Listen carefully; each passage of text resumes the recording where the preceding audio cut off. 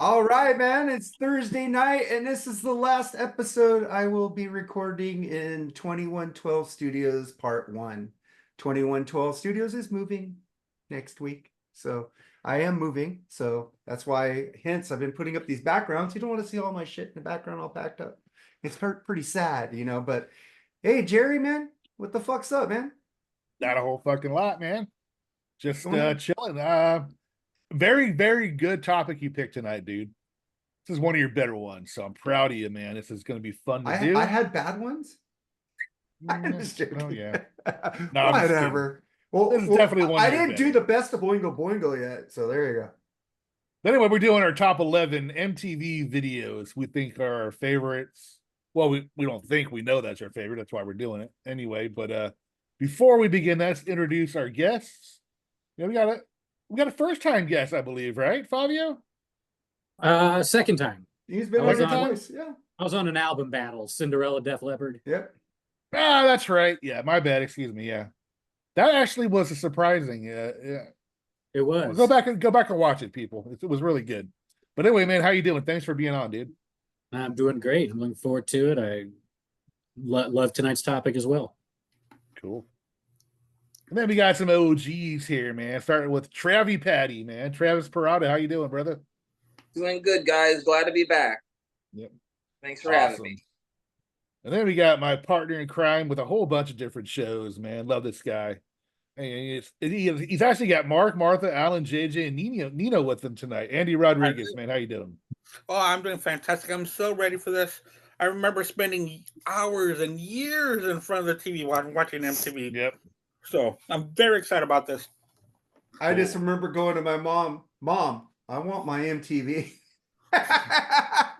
I was tired of watching Richard Blade and on Friday night video on Video Hits One here, a local DJ. Well, I think he's national kind of Richard Blade. He's on Sirius XM, that alternative channel. He does a show He's on on First Wave. First Wave, yeah. Yeah. Richard Blade, that guy got me into a lot of fucking shit, but then MTV like took over from him. And Friday night videos, man. Before I had MTV, I had Friday night videos and these local video channels, they're showing the shit. And I go, Mom, I want commercial free. I want my MTV. It used to be Right. commercial free, didn't it? No. No, I it don't wasn't. remember that. Yeah, I don't ever remember it being I don't commercial remember. free. I thought it was commercial It was free always for a little commercial. bit. All right. But yeah, MTV, man. We should just go around, man. How did you guys get into MTV, Jerry?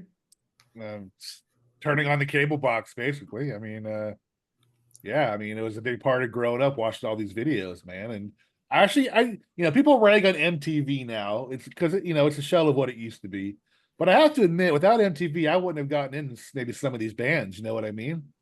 Some of these bands were all over MTV, and it helped them their success as well. So MTV, I think, was awesome. Maybe the first 10 years or so.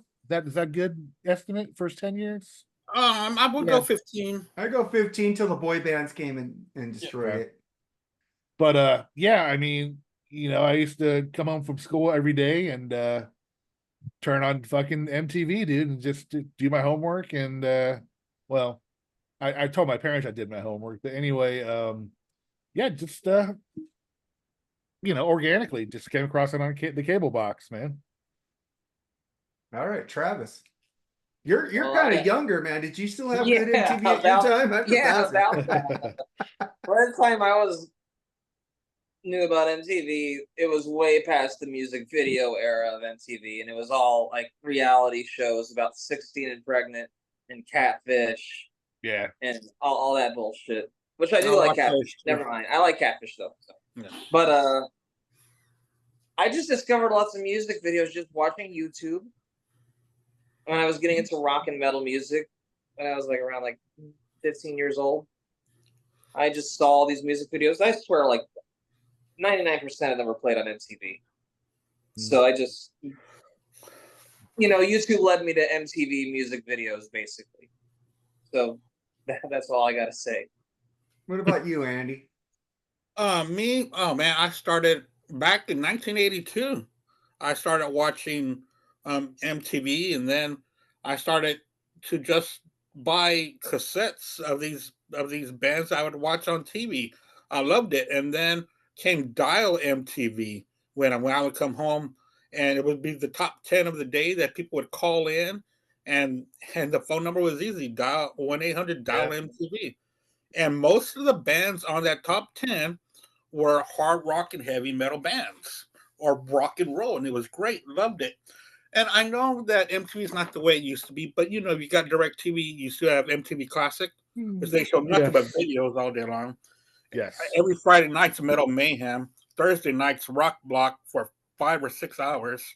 Sunday night is 120 minutes. Oh wow. So Old all ones that or new ones? there.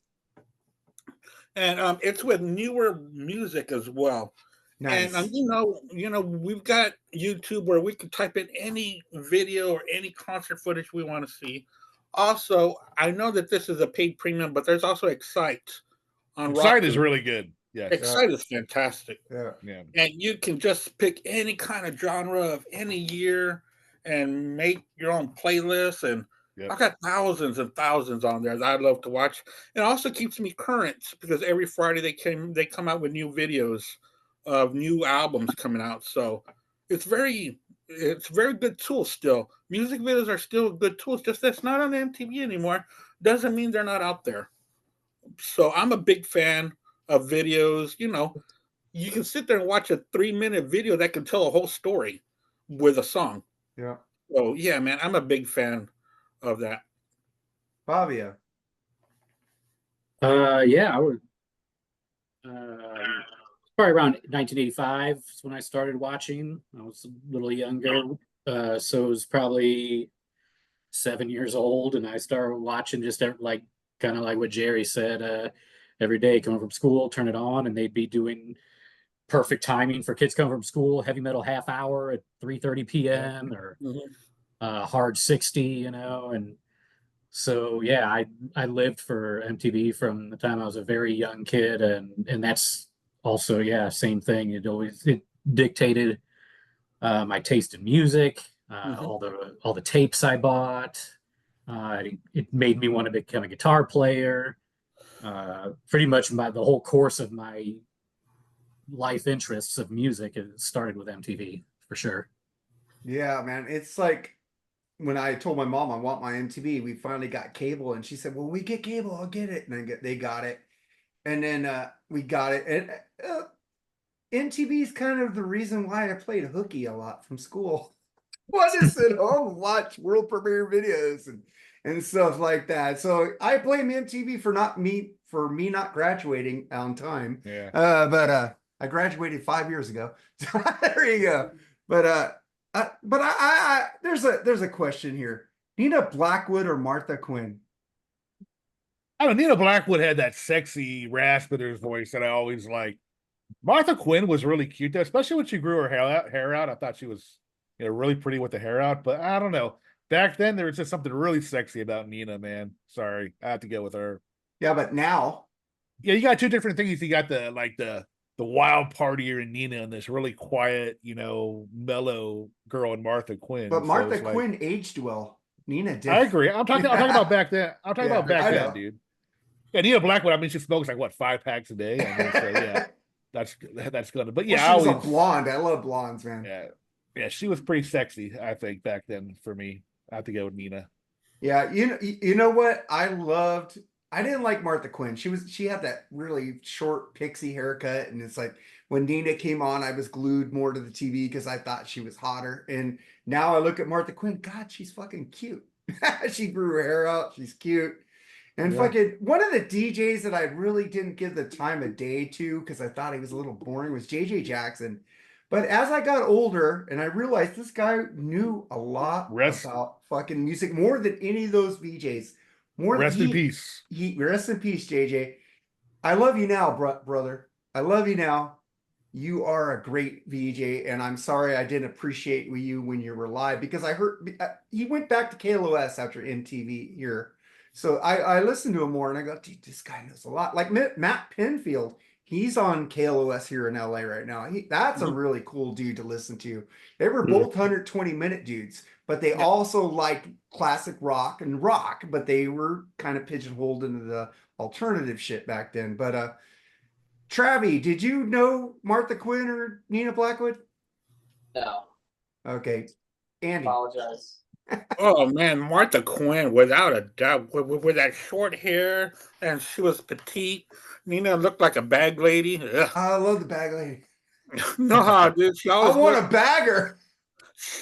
she always looked dirty to me. Uh-huh. But I liked Julie Brown. as Oh, I well. hated her. Downtown Julie Brown. Wubba The other wubba Julie wubba. Brown. Oh gosh, she The was It's other two ugly. Julie Brown. Browns. Wubba There were wubba. two Julie Browns. Oh, you mean the one who sang the Homecoming Queen's Got a Gun? I don't know. She sang a song. No, or that's a not, comedian. That's a comedian. The redhead. Yeah, but no, she was a Julie Brown. She goes, No, there's two "Everybody Julie around." Browns. Yeah, Julie Brown, Yeah. I think, was kind of African American. I think. Yeah, Light, she really was- light one was- skin. She kind There's of downtown Julie Brown, and then there was redhead Julie Brown. Exactly. Redhead Julie Brown, wasn't she the singer? No. No, She was a VJ on there too. She did. No, she was songs. not. No, she wasn't. She, Okay. she Actually, was might- like a she may have special been. interest. Yeah. She did She like was- she special may have interest been. shows. I don't Okay. know. Anyway, I would go with Martha Quinn, and my favorite DJ, and still is. I like to hear Mark Goodman. I still hear him on XM on the '80s and also on Classic Rewind, along with Alan Yeah. Hunter as well. I was gonna say they're Alan both on Hunter's there, really yeah. good too, man. Yeah. I love that guy. I love both those guys, man. Yeah, I yeah, heard me Mark Goodman was like one of the best guys to interview. too. One Like of the all the nicest artists, people. all the artists loved the way he interviewed them because he was just like straight out with them and cool. Mm. You know, he didn't have no agenda. Yeah, yeah, So- I like them too. So Fabio, which woman did you like better on there? Well, I don't really remember Nina that much. I don't know how long she was on the station. I remember Martha Quinn more, so that's the one I remember most vividly, and she was there for a long time. So, and to tag on to Andy there, yeah, I liked Mark Goodman a lot too, as just as far as a favorite DJ overall, and and I did like Adam Curry too. I know people gave Well, me I liked Adam Curry. That I guy's like Adam rich, Curry, man. too. That guy's huge, Yeah. rich. Oh yeah, man. shout out to the Headbangers Ball, man. We gotta give that a plug, man. Yeah, that's Headbangers what I'm Ball saying. was awesome. I feel like people give him crap for when he hosted Headbangers Ball, but I liked him. Yeah. Well, everybody gives Ricky Rackman crap too. I don't know why. The guy I think he's genuine. He Yeah, I loved, think so. just Yeah. because he loved Tame Me Down, he give him shit. Fucking Faster Pussycat rules. Fuck Yeah, you I do. guys. But also like kind of the Soren doing the news. Matt Sorum was awesome. I like Faster Pussycat. I what about fucking MTV News, man? Even though they deleted everything from MTV News, it's gone. No more. Kurt Loder. Kurt Loder's gone. Kurt Loder, yeah. It's like they got on there and they fucking Kurt Loder was like, he was like, I always waited for MTV to. It was like so cool. Yeah. Well, Nirvana today, Kurt Cobain died. I remember when he came Yeah. out with it. Yeah. Yeah. Yeah, Yeah, the shirt, so I brought it up. I was watching at that time because I was skipping college that day, and me and some buddies were just watching MTV like I'm like normal, smoking a little bit of this and that, and then it came out. We're like, oh my god, because we were already into Nirvana at the time, but MTV News was my outlet to news back then. Right? And not only the music news, but it talked a lot about social issues that concerned our age group. And it was told to us by Kurt Loder and the wonderful Tabitha Soren. Loved her. Mhm. And they would Yes. have like 30-minute episodes about news and current events that affected us of that age group at about that time. Rock the Vote. They had Dave Mustaine Yeah. on there, and everybody was going, fucking Dave Mustaine. That guy's fucking intelligent. I remember that dude, Randy. Randy of the Yeah, Redwoods. Randy of the Redwoods. Yeah. I love Randy that the dude. Redwood. I love that. I hate hippies, but I liked him. They just had these great characters that we fell in love with. Pauly Shore. Yeah, it also gave Well, Dennis Leary a start too. Dennis Leary used to do little promos on MTV. Yeah. Yep. Pauly Shore, the weasel. Yeah, I he was a love Pauly. DJ for a while, right? I can only take Pauly Shore in short bursts. Oh, man. He fuck kinda you. got on Pauly my Shore nerves. rules. He never made a bad movie. I love the movie Son-in-Law. So good. I love it. Even Biodome. Even Biodome rules. Biodome's Dude, good. you're not a stoner if you don't like Biodome, Travis. Biodome I'm a is good. stoner and I hate that film. I What the hate fuck's that wrong movie with too. you? The only one I'll give him credit lot for of is good- Encino Man. That's the only one I remotely like. You're in the army now with Andy Dick and you're That was just dumb. oh Jury dude. duty. The Jury duty was awesome. Yeah, that was awesome. Son-in-law Fucking is awesome. classic. Son-in-law is awesome, man. Son-in-law. Jury They duty. did bring a lot of fucking a lot of those BJs became like went on to movies and shit. That was fucking pretty cool. Dennis Leary, Pauly Yep. Shore. Yeah. I love Ricky Rackman. Fuck you guys who Me don't too. like Ricky Rat. You call him Ricky Ratchman because he wasn't as metal as you were. You guys fuck off. I hate that shit. Dude, They I was give him- surprised. We met him at Rocket Pie. He's like 4'9", man. He was so small. I didn't know how we little should, this guy remember really is. me and you kept trying to talk to him, but everybody was around I never him? tried to talk to him. I don't like the guy. I never I tried did. to. Why don't That's you a like great- Ricky? I don't know. He gets on my nerves, man. He seems to like flow with the flavor, man. He doesn't have any. No, he goes with what he likes, dude. He goes with whatever's hot and whatever you get a job for. Faster Pussycat was never hot. They That's were never hot. terrible. Oh, They come on, had one House of song. Pain was a huge hit, though. Yeah, dude. That's when he one started song, really but liking them all of a sudden. He was with them since Bathroom Wall, dude. Yeah, but I saw Faster Pussycat open for Motley Crue on the Dr. Feelgood tour, and they were on Yes. Wake Me When It's Over when House of Pain was big. Yeah. And that crowd was super rude to them. Like they were throwing stuff on the stage at them. Wow. I didn't understand it because I loved them, but Well, I yeah, just it seemed listened like to- the crowd did not. I will never go to a show and do that to a band, even if I'm not No. liking them. I'll never do that, man. You know, you get your ass up there and see if you can fucking do it. You know what I mean? So They, I'll never be rude. I'll try. But I just have a quick story about throwing trash and booing. I went to a Warp Festival, Warp Tour, and we had just finished watching Ice-T and Body Count. Nice. And Cypress Hill was supposed to come on afterwards. Well, Cypress Hill couldn't make it. So they brought on this little white rapper on there, and he started rapping. People started throwing shit at him and booed him off the stage. He was on there like for 5 or 10 minutes. Eminem? It was Eminem. Eminem. He booed him off the stage. Those first 3 Eminem albums rule.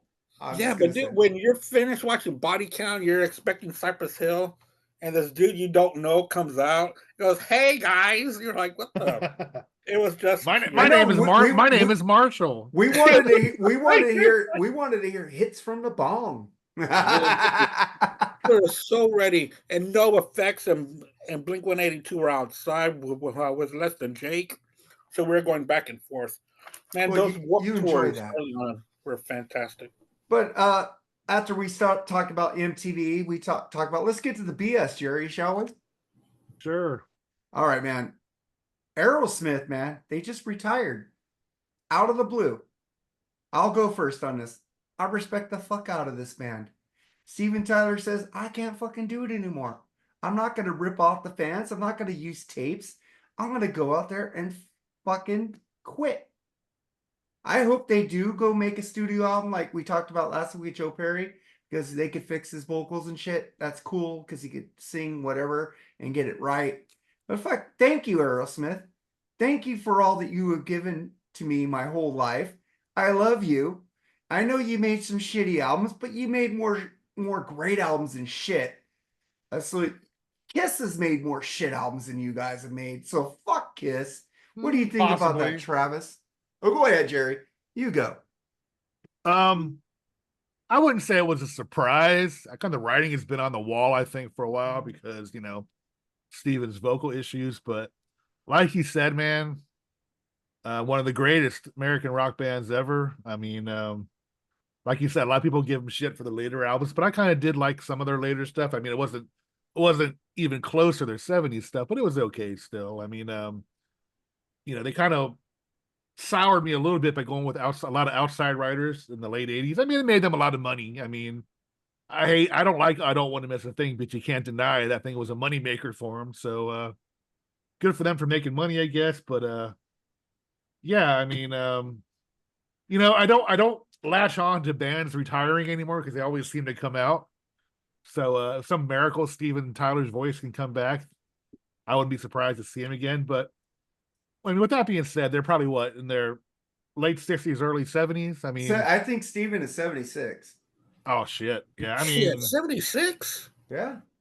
I mean, dude, Wow. just We looked enjoy it your up the other day retirement. at work when we were talking about it at work. Let me see. You know, Go. I mean, thanks for the music, and you know, let the music do the talking. They did, man. So good for them. Nice. Hey, I like Done with Mirrors. Excuse a lot me. of people didn't like that album. Yeah, I liked it too. Yeah, me too. So, what do you think about Aerosmith, Travis? Just like saying, "Fuck it, we're done." I feel like it was bittersweet. I knew something was going on, but it was still sad to hear that they were ending. And I love Aerosmith. I'm a huge fan of 70s and 80s Aerosmith. I'm lucky I got to see them in 2012 with Cheap Trick opening. Ah. It was a Fucking great Cheap Trick. show, They and open up for Combination. everybody. Mhm. They played Combination. They played Combination. They played Walking the Dog. It's awesome, dude. It's a great show. And Cheap Trick did great too. They did like kind of like a Sgt. Pepper's medley during the show. So that was a neat show, and I love Aerosmith. One of the best bands of all time, according to me. Get Your Wings is their best album. I'm a huge fan, so it's sad to see them go, but I'm glad that they went out on top instead of embarrassing themselves. Draw the Line's my favorite Aerosmith album because That of riff, That's a that great riff, album too, man. That's a that great riff, It's got lots that's one of great the deep- that's one of the best guitar riffs ever written. Is Draw the Line, in my Kings opinion, and dude. Queens, dude. Yeah. Talk about the I, guitar I riff. would, I would argue that's their most underrated Cypher album. Store Yeah. Eyes and Critical I even like Mass. Milk Cow Blues, man. Yeah, that's a good song too. I love Fuck it. yeah. It's all right. It's cool. Yeah, So- man, I love it. So, Andy, what do you think about this, man? Well, for starters, let me just say that Aerosmith is one of my favorite bands. One of the greatest American rock and roll bands, if not the greatest. I think they should call it a day. Don't come out with anything else. They've got nothing left to prove. Absolutely nothing. Andy, can I interject one thing? Yeah, of course. They need to at least make a good song or at least an EP to get music from another dimension out of our heads. They can't go out with that fucking album, dude. They I don't think cannot they go out intended- with that album. I don't think they intended to, man. It's Or already out you know of my what? head. I'd like some good 2024 remixes of like their classic albums. That would be cool to hear. Yeah, that'd be No, cool. I want them to make like 3 or 4 songs and say we're out. That's it. You know, and go back to the 70s shit.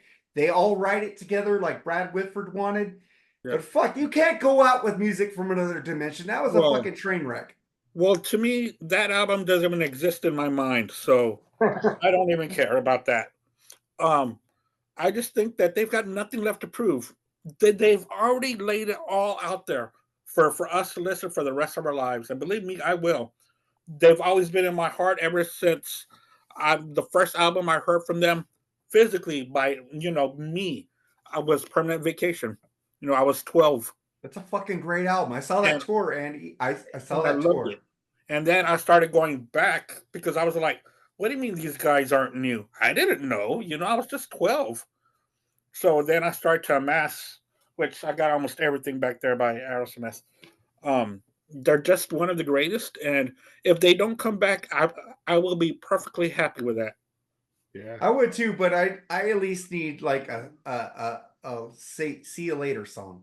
Oh, no, but what I would like for them to do is keep on releasing those live broadcast things that they've been Oh working yeah, on. I got that one from '73 that I play on that metalstation.com a lot. It's fucking really good. Yeah, y'all keep talking and I'll find the one I'm talking about. Okay, Fabio, man, what do you think? Yeah. I think kind of like what Jerry was saying. I don't think it was really much of a blind side. I think we've been seeing it for the last couple of years between his rehabs and his voice injuries and things that it wasn't gonna. The train was going off the rails, and that's okay. And like everybody's said, it's they've proved themselves. They've had a great career. I'm happy with everything. I don't need anything new from them. I mean, I think the last album, the Music from Another Dimension, was not good. I don't know They that had they'd 5 good songs. I don't know on that they'd album. be able to make something that would leave you with a better taste in your mouth. I just would rather forget about that one and just be happy with everything else. But yeah, I mean, Grew up with them with MTV also, Yep. starting with Permanent Vacation as well, and then some of the kind of throwback videos like Let the Music Do the Talking, and That's a great album, Done with Mirrors. I don't fucking care what people it say. is it's a great album. Shashila? Fuck yeah. First time I saw them was on the Get a Grip tour, Ooh, which was very cool. I love that album. Me too. Yeah. And that for me, that was kind of their last really great album. Mine really is not was. mine is Nine Lives. Nine Lives had some good songs, Yeah. but Get a Grip was the best overall, like Well, I agree with you, but front to back. That it was Taste a of really good album. India fucking rules. I got a funny story about Aerosmith, if I can tell it real quick. Go for it. One of my best buddies is no longer here. He saw Aerosmith. I think it was the Rock and a Hard Place tour. It was Aerosmith, but with Whitesnake opening, and it was at this hangar in California, like in an airport. And he went there with he had the black eyeliner on, just to look like a rock star. And he had to leave so fast because he had school the next day. He forgot to take the eyeliner off, and he went to PhD having eyeliner on. So, and he dropped out of high school when he got made fun of for that. But I'm just saying, seeing Aerosmith in their lowest time, and he said they still kicked ass with Steven Tyler with his Fu Manchu mustache. Dude, Yeah. Rock and a Hard Place is a great fucking album. That It's is a great album. I love it too. Great fucking album. But if they start coming out with these right here, Yeah, that's Like what these I want to trilogies. see. That fucking I album want to rules, see some man. more releases like this. 73, Yes. 75, something from 77, something like that, where it shows, them working on stuff and previously unreleased stuff from back then. That's what I Dude, want. have you ever heard their live stuff, like Rockin' the Joint? Fucking great fucking live album. Fucking That's great a great live. live album. I love it. Great fucking live. I play that on netmetalstation.com on Wednesdays, and people go, "Oh, what is this from?" I go, "Rockin' a Joint." It's a fucking one of the best Aerosmith live albums I've ever heard. Yep. Fucking Well, one of the great. best live albums, period, is Live Bootleg. By Bootleg Yes. rules. Love Yeah. that, man. You can hear the fire. Chip Away the 80s going Stone off. and all those tunes on there Yeah. are awesome, man. But yeah, I mean, what's cool about Aerosmith, with the exception of just a little snag in their career, they had the same members all the way through their career. So that's Yeah, a exactly. rarity. I mean, that's a rarity That's a damn good in one. bands. I mean, Nice. so Yeah, good this for is them sweet. too. That's a great one. Yeah, it is. Love it. All right, man. So everybody talked about Aerosmith. Let's move on to the next subject. I'm gonna start with Travis on this one because he loves fucking Tony Martin, Black Sabbath. Tony Martin says he's open to do something with Tony Iommi again. What do you think about that, Travis? I think that's a great idea. Make it happen. I'll be a first day ticket buyer if they come to Florida. Which I Andy. highly doubt. I highly doubt it'll happen, but if they ever come to Florida, I'll be a first day ticket buyer. I love the Tony Martin era of Black Sabbath. I like some of it, Some is better than none. but what do you think about it, Andy? Well, it's pretty cool that Tony Martin says that, because that'd be cool, but it doesn't have any meaning until Iommi says something like that. Until Iommi says he wants to do something with Martin. Then there's some real talk. But Martin saying that, it's not going to lead too much until Iommi says something. So that's how I feel about that story. I would like to Fabio. hear that coming Okay. from the big mouth. Fabio, what do you think about that? Well, I'm sure Tony Martin would love to do something with Tony Iommi again, because Right. he hasn't really done anything else in a long time. But I mean, it's fine. I've heard all of the records, but they're not ones that I go back to ever. Exactly. I didn't dislike them, but they're not ones that have stuck with me over the years. It's like to me, when I hear it, I go, "Why is he trying to sing like Dio?" That's all I hear from him. Honestly, I prefer the Glenn Hughes stuff that he did with Tony Iommi. Oh, Great album. nice. Yeah. Jerry, any thoughts on that? It's like Andy said, it's it's not up to him. It's like I want to date Scarlett Johansson, but it's not up to me. It's up to her. You So, want to date Daisy Ridley?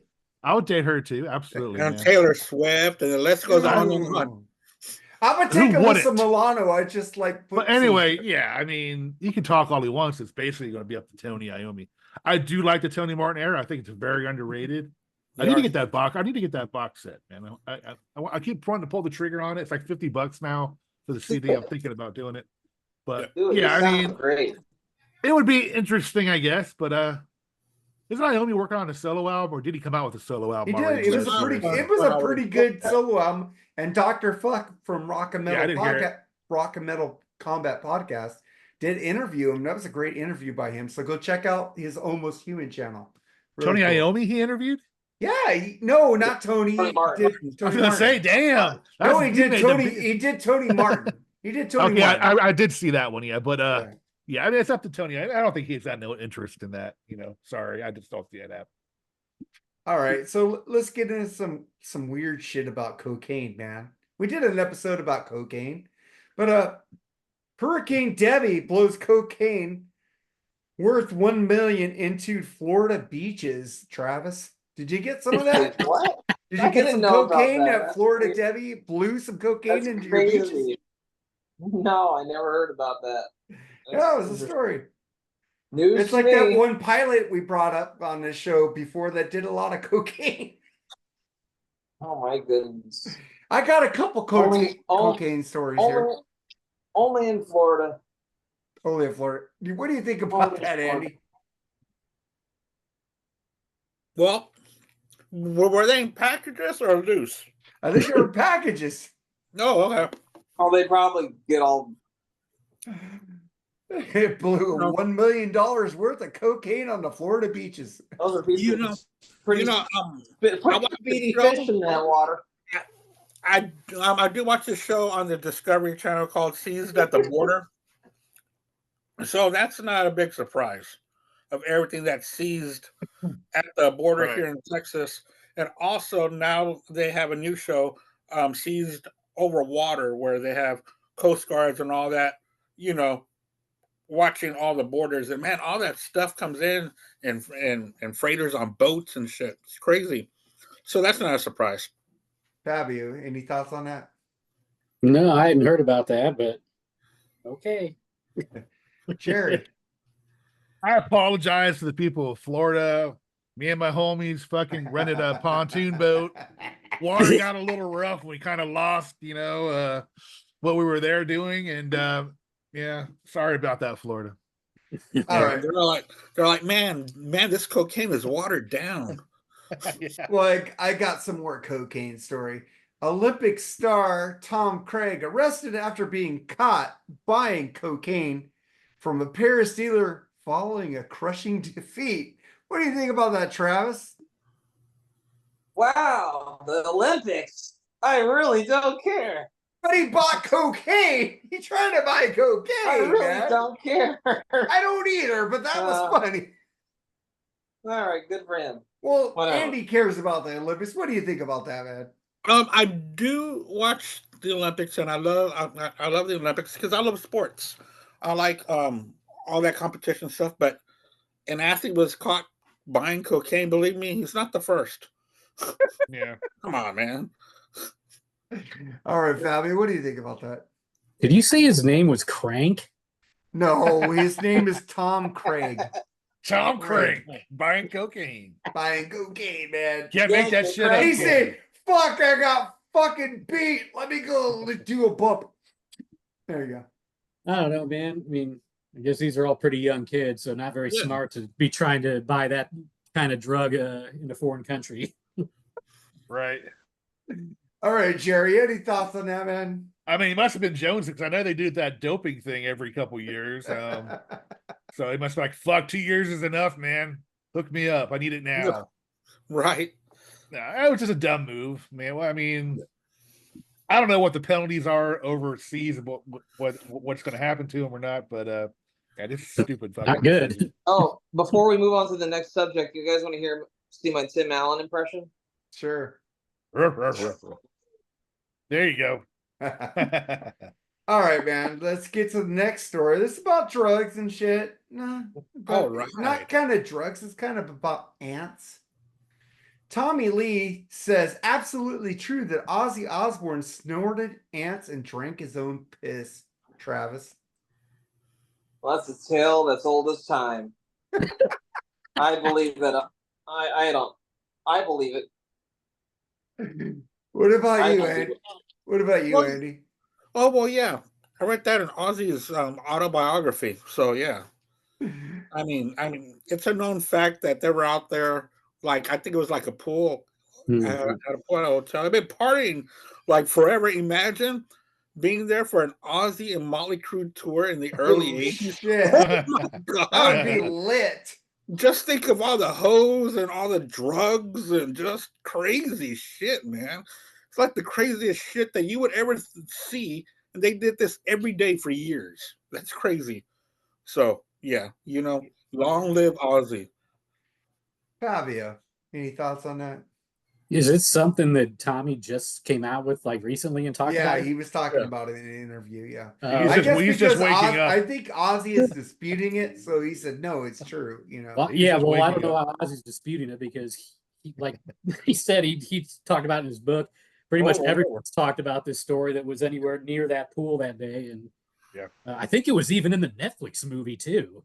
Yeah, it So, Yeah, was. it was. Yep. I mean, I don't know. I mean, I do know it happened clearly. Jerry.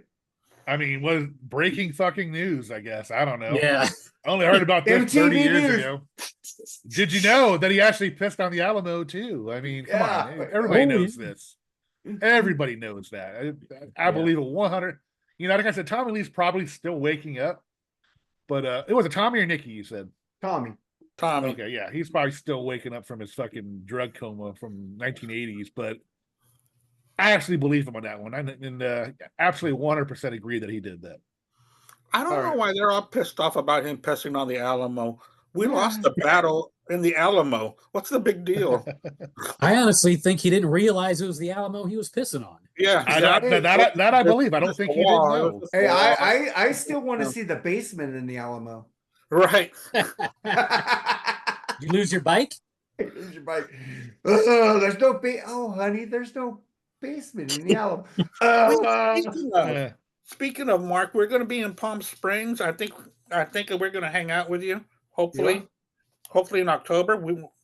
I should be all moved out and good by then. Okay. You guys Give me carry some on, I'll be dates. right I'll back. put some vacation days in, man. Well, but the I'll thing be is right back, that guys. outside of Palm Bathroom. Springs, they got those dinosaurs that they went up in. Cabazon. Yes, and they're like $10 to go climb in them. I've never been in them, but I see them when I go to the casinos and the concerts at Fantasy Springs to see Cheap Trick and shit. Hey, well, we're gonna do that. You should join us. I will. You need to give me some dates so I could ask for vacation days. Oh yeah, it's going to be on October 17th and 18th. Oh, I'll get those because I had dates for an ex-girlfriend, but I'm canceling those. So Jerry isn't here right now, so fuck. I need to move on to Billy Bean.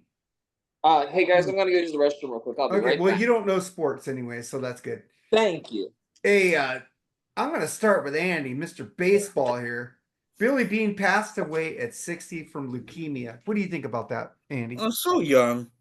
And it's a shame because he was such an innovator in the business side of baseball. How to save money, how to really rely on numbers by players to put them in position to compete. And if you remember those years under Art Howe, they didn't have big names, but they were competing. They were either in second place or a wild card team or something. That they're always involved with being there at the end of the season. All that had to go with Billy Bean, and other teams really tried to adopt his way of doing things, but they failed. So they kind of left. I think the Dodgers do a good job at his way. Wasn't that what the Moneyball movie was based off him? Yeah, exactly. Analytics, man. He brought analytics into every sport. Analytics, Just not baseball. Just not baseball. Football. Everything. Basketball. All analytics because of Billy Bean. He was a fucking innovator. Yeah, he was. Any thoughts on that, Favio? Yeah, I mean, I'm not a huge baseball fan, but I heard the news and I was, sad to hear. And I understand. Wasn't he a big LGBT supporter too, and kind of an innovator there in the sporting world as well? But yeah, sad news. Jerry. And only pretty much what Andy said. I mean, innovator. Like I said, the movie based on, was pretty much about him. Yeah, I mean, it's sad. What was he, 60? 60 Yeah, years old. 60. Yeah, that's young. Yeah, too bad. That's unfortunate. And wasn't he president of the athletics? I think so. I think so too.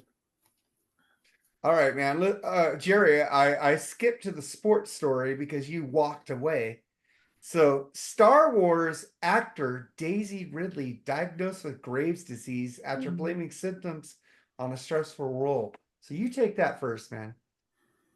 People gave her a lot of shit for the last Star Wars movies. I thought she took the role and did the best she could with it. I mean, I thought she was fantastic in that character. Kind of cute, actually, at the same time. Look at this new spread she did in the Women's Health magazine. Man, she's a cutie pie. But other than that, yeah, I mean, she had like some kind of problem with her ovaries originally. Oh, well. Some kind of, I forget what the disease was, endocrinitis or something. And then then she gets all this Graves' disease, which is like, affects your thyroid. It like eats away at it. I mean, she's a young woman. She's only in her young 30s or early 30s, man. It's a shame what's happened to her medically. I mean, she's fit. She eats right. So hopefully with that and medication, she'll be okay. I mean, she's been coming out with some good movies, man. I'm telling you. She does indie roles. And I know you all laughing at me. She does this movie called Young Woman in the Sea about the first woman to swim the English Channel. Fucking amazing movie, dude. I recommend it, dude. Outstanding. She's awesome in that movie. So yeah, I wish her well. I mean, that's basically all I got to say. Any thoughts on that, Andy? Oh well, may God bless her in her recovery, and I hope that everything goes well. But you know the way I feel about movies, Yeah, I know. Favio? Okay, go ahead, Andy. But I just wish her well. That's it. Favio? I also loved her in the Star Wars movies. Really? I thought she was great. Yeah. Well, she was good with a bad script. Yeah, I get that. I don't think it was a bad script either. I mean, well, maybe the movies weren't connected. They weren't symmetry. I thought the first one she did was excellent. I thought the first one was good. Yeah. Second one had a lot of good parts to it. Third one kind of started going off the rails. But that's all. But I do like her, and I think she did a good job. And I have not seen The Young Woman in the Sea, but it's on my list. I'm looking forward to watching. I think she's an actress. All right. So Travis isn't back yet. I'm back. All right. So what do you think about Daisy Ridley being diagnosed with Graves' disease? Oh, it's terrible. I don't know who she is, but that's terrible. Star Wars. She was Rey in Star Wars the last. Oh, I don't like Star Wars. Oh, what the fuck is wrong with you? I like the first three. Yeah, that's good. Star Trek is better. There you go. Back to the Future is the best trilogy of all time. Well, yeah, duh. Yeah. One of the best. Better than Star Wars. It is the best. One of the best. It is the best. Sorry. One of the best. Wrong, Jerry. But... All right. I don't remember asking you a goddamn thing. All right. Do you guys know anything about David Lynch? Yes. Great David movie. Lynch revealed. Twin Peaks guy? Yeah, he unveiled an unfortunate health diagnosis, stalled his career. He said that he has like emphysema for smoking for so long, and he's homebound whether he likes it or not. So he can't do anything because his oxygen will run out, Jerry. Look, I smoked till I was 30, 31. And I tell you, it's one of the hardest freaking things I've ever done in my life, man. I failed like 3 or 4 times. I had like 3 patches a day when the patches were out there, to help you quit smoking. It was hard, dude. And it made you miserable and cranky. So I get why people can't break that habit. But man, you got to, especially when you get older, because it's going to tear you down, man. I'm not surprised he had emphysema. I wouldn't be surprised if he had lung cancer. I mean, just the way what smoking does for you. And you know what? I actually miss smoking sometimes. I mean, it was my friend. It was relaxing. I was managing a Burger King. It was a fucking stressful job, and it was I there worked to there. fucking. Yeah, I agree with you. I mean, so yeah, I mean, but it was hard for me to quit smoking. But I finally beat it, and I'm glad I did. So it's unfortunate some people can't. You gotta want to do it, though. You gotta want to do it. So what do you think about David Lynch, Travis? Oh, he's very talented. I love David Lynch, and it's sad to hear this news. And I hope that they do the best they can to fix him up. I hope he can come back out there again and start making movies again. What about you, Favio? Yep, love his movies. Some of them are a little out there, but yeah, he's a very talented guy. It's bad news. I also smoked from the time, like, I don't know, 5th grade until I was about 31. Yeah. But yeah, I had a weird thing with cigarettes because, like, I could stop and go. Like, I decided I was going to quit, and I quit, and that was it. And then, every now and then, if I want to have a smoke when I was out at a bar, I would do it, and it didn't like pull me back in or anything. But now the thought of having one is just disgusts me. But yeah, it was like you said, it was kind of a friend. It was a peaceful time, but glad that's over, and I hope David Lynch gets through this. There are still times I'll walk by and I'll smell it, and they'll be like, "Oh, not all the time, but every now and then I'll smell it. I'm like, damn, I want one." I mean, so it's still kind of. I mean, it'll never get me again, but it still has its claws in me a little bit. So, yeah, if I had one, I'd go right back. There's no way I could have a cigarette again ever. So that's understandable. Andy, anything about David Lynch? Like he can't do anything because he has emphysema? No, I just remember watching. I think it was Twin Peaks. Yep. And I followed it. I thought it was pretty cool. But I'm kind of like Favio. I smoked throughout my high school years, and throughout my 20s, I was smoking about a pack and a half a day. Mm-hmm. And then going into my 30s, I just stopped buying them. I mean, just like that, I just stopped buying them. And then every once in a while, if I go out drinking with some buddies or we're outside drinking beer, I'll buy a pack and I'll smoke a whole pack that night. But never, but I don't go buy them again. I can go there's people that can do it and quit it the next day, man. I was never. Yeah. It just grabbed a hold of me. I mean, especially when I went out drinking. I was a pack a day smoker, so I really wasn't a super heavy smoker. Yeah. Unless I went out to a bar, then I could go through 3 packs of fucking nights back then. Yeah. But I don't know, man. It was one of the hardest things I ever did, man. Was quit smoking. It was an accomplishment that I'm proud of. Dude, but they're $10 a pack now. That's crazy. That's another benefit of not smoking. Yeah. The fucking money you save. Yeah. I've honestly never smoked cigarettes. I smoked a couple of cigars, but I've never smoked cigarettes either. My mom gave me a cigarette and said, "Here, you want to try it?" I go, fuck this shit. So I dated someone. I dated someone that smoked cigarettes, man. Yeah, it's like kissing an ashtray, right? Oh my god, she left the foulest taste in my mouth. It's like the worst taste ever kissing somebody's smoke. Oh my god. God damn, it's like cigarettes are like horrible. It depends. Depends how much you're after. You could, I don't care how good of a tongue she has. It's just freaking disgusting. All right, Jerry, let's get to our topic, man. Oh, then all right. Excuse me. After effects from smoking. Yeah, we're gonna do our top 11 favorite MTV videos, man. And boy, this is like going down fucking memory lane for me, man. So I'm excited about this. So let's start it out with Favio, man. What's your number 11, man? Okay. My number 11, I'm gonna start with Sledgehammer by Peter Gabriel. Really loved that video. It was super fun to watch. I was a kid when it came out, and I just thought it was thoroughly entertaining. The technology was pretty first rate at the time, and the song was great. So that it all comes together. Yeah, absolutely. That'll probably appear on a couple of our lists, I'm sure. Andy, what's your number 11, man? My number 11, I really didn't rank them, so if you think it's low, it's not low. It's just every single of these videos are very important to me.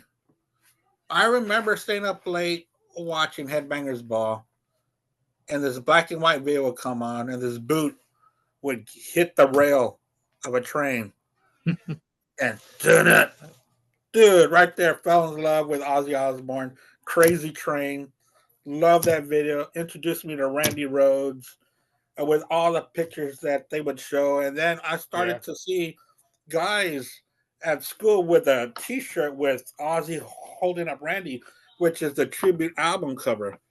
Man, I just every time that video would come on, the Flying V would be going on the train, you know, on the going on the railroad. Loved it. It's a Crazy Train by Ozzy Osbourne. Man, Cool. Travis. Right, number 11. Like just like Andy said, I love every video on this list.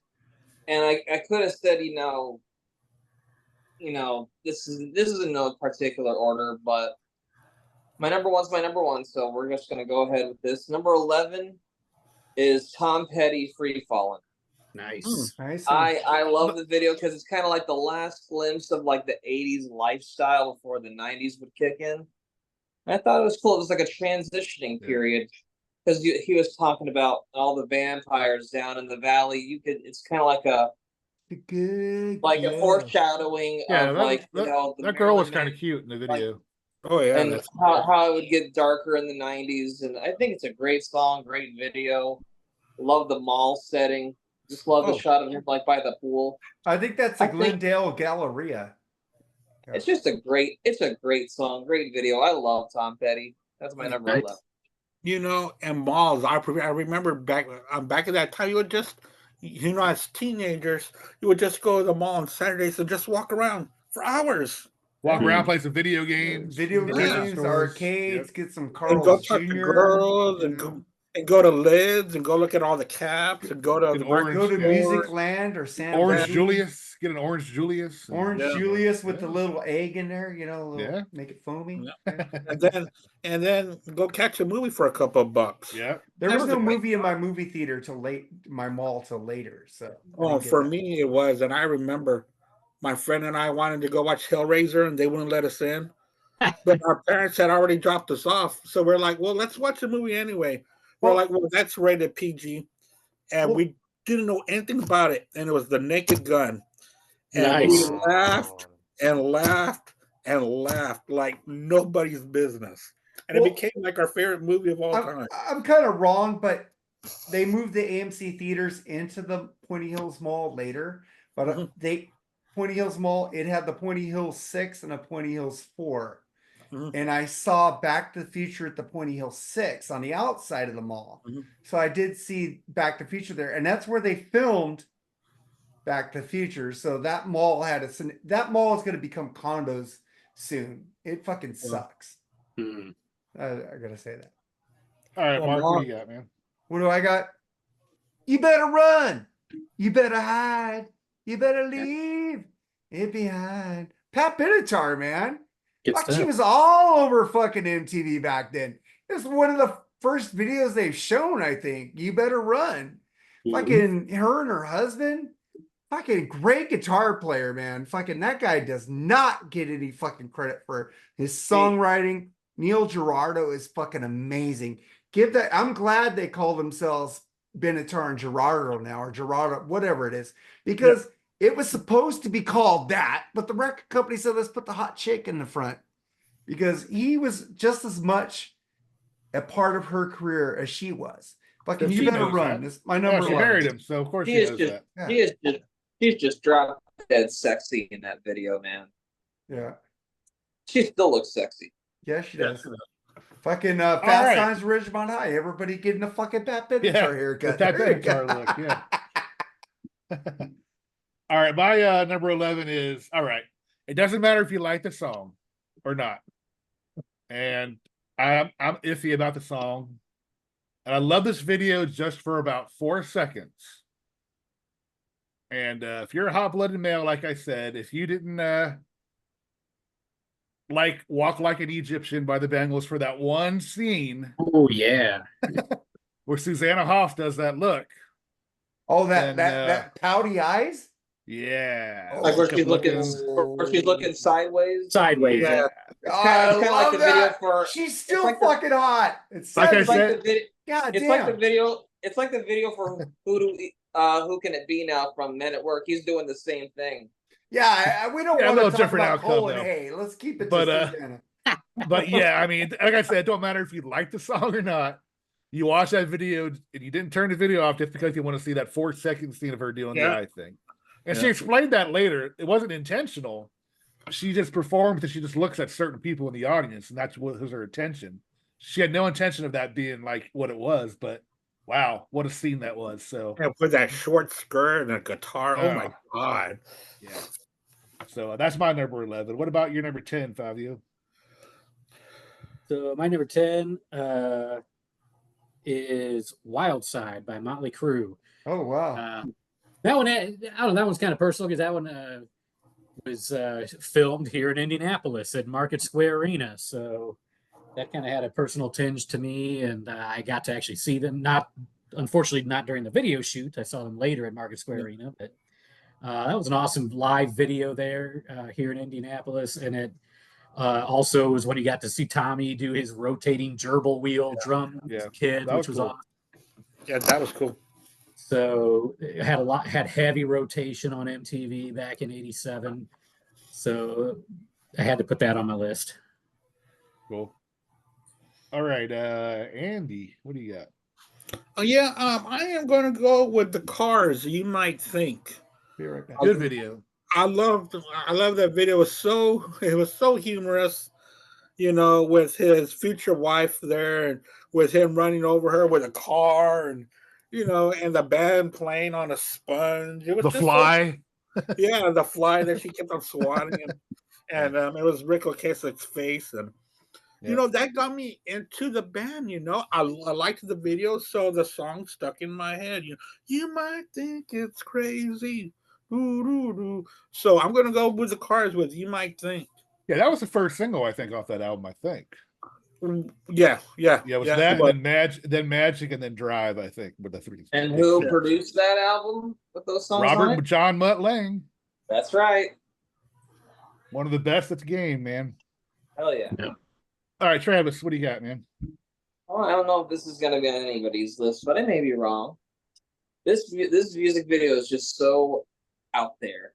I can't help to love it. I love this band. From the Butthole Surfers, who was in my room last night. Love that video. That's the one. That's the one. That's the one with Flea as the bartender, right? Yeah.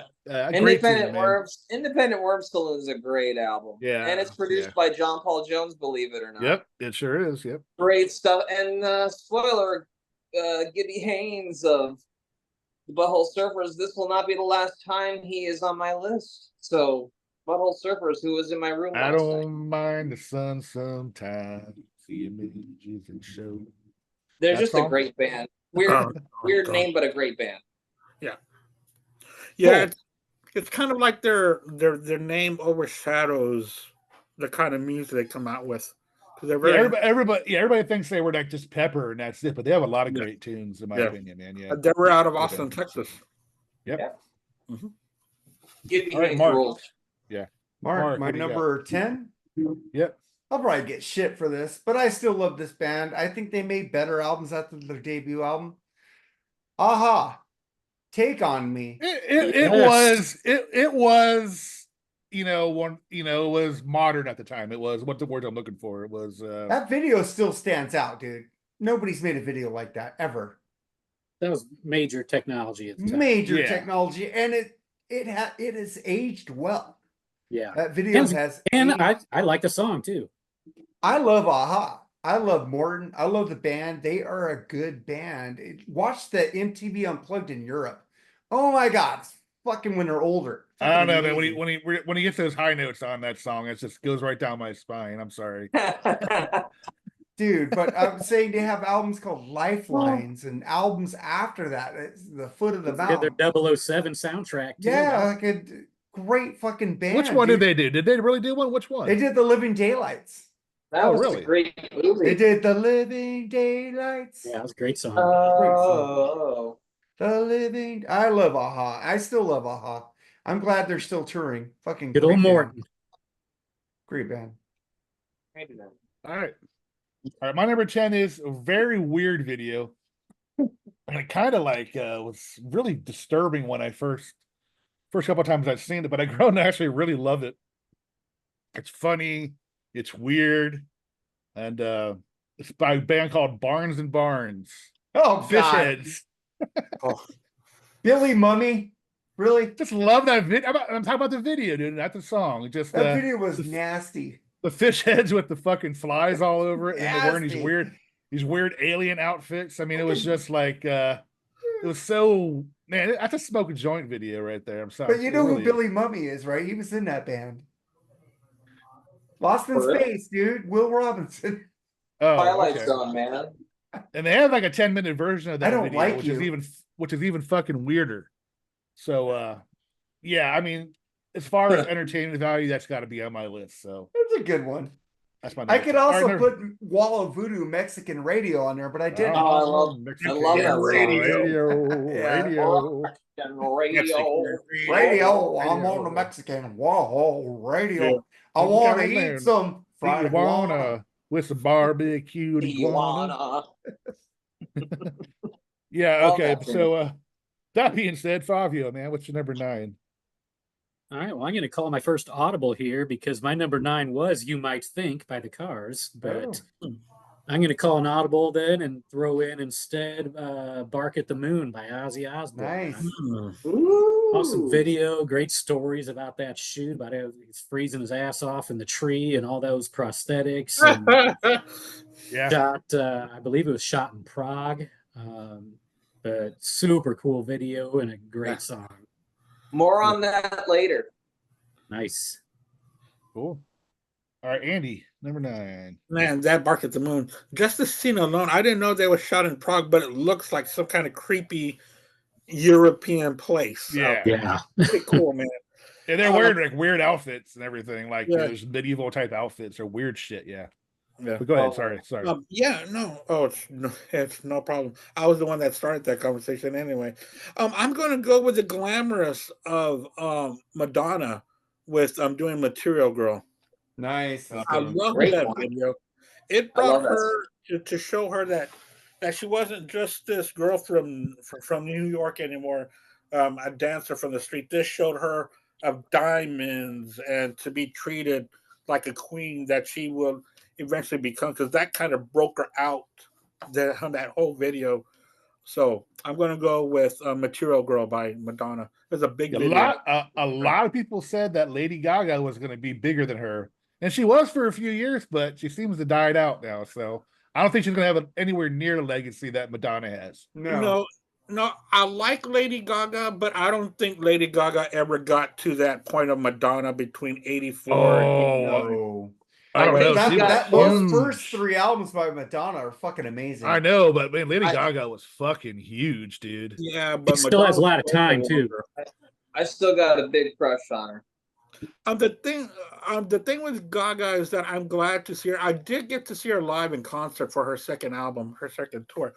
But I really like the way that she sees that she's moving on from music, it sounds like, and going into acting, which she's fantastic at.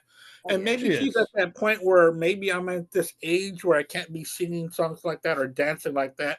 And she's doing what she should be doing, is moving ahead. That new Joker movie looks really good. Yeah. Really, I think it looks fucking awful. Sorry. Oh, whatever. And I love Joaquin Phoenix, dude. I think the dude is awesome, but man, I do not like him as the Joker, man. Never did. But I thought her album with Tony Bennett, I don't even like that kind of music. Yeah, but that was good shit. It really that was. was good because she sounded fantastic. She sounded powerful.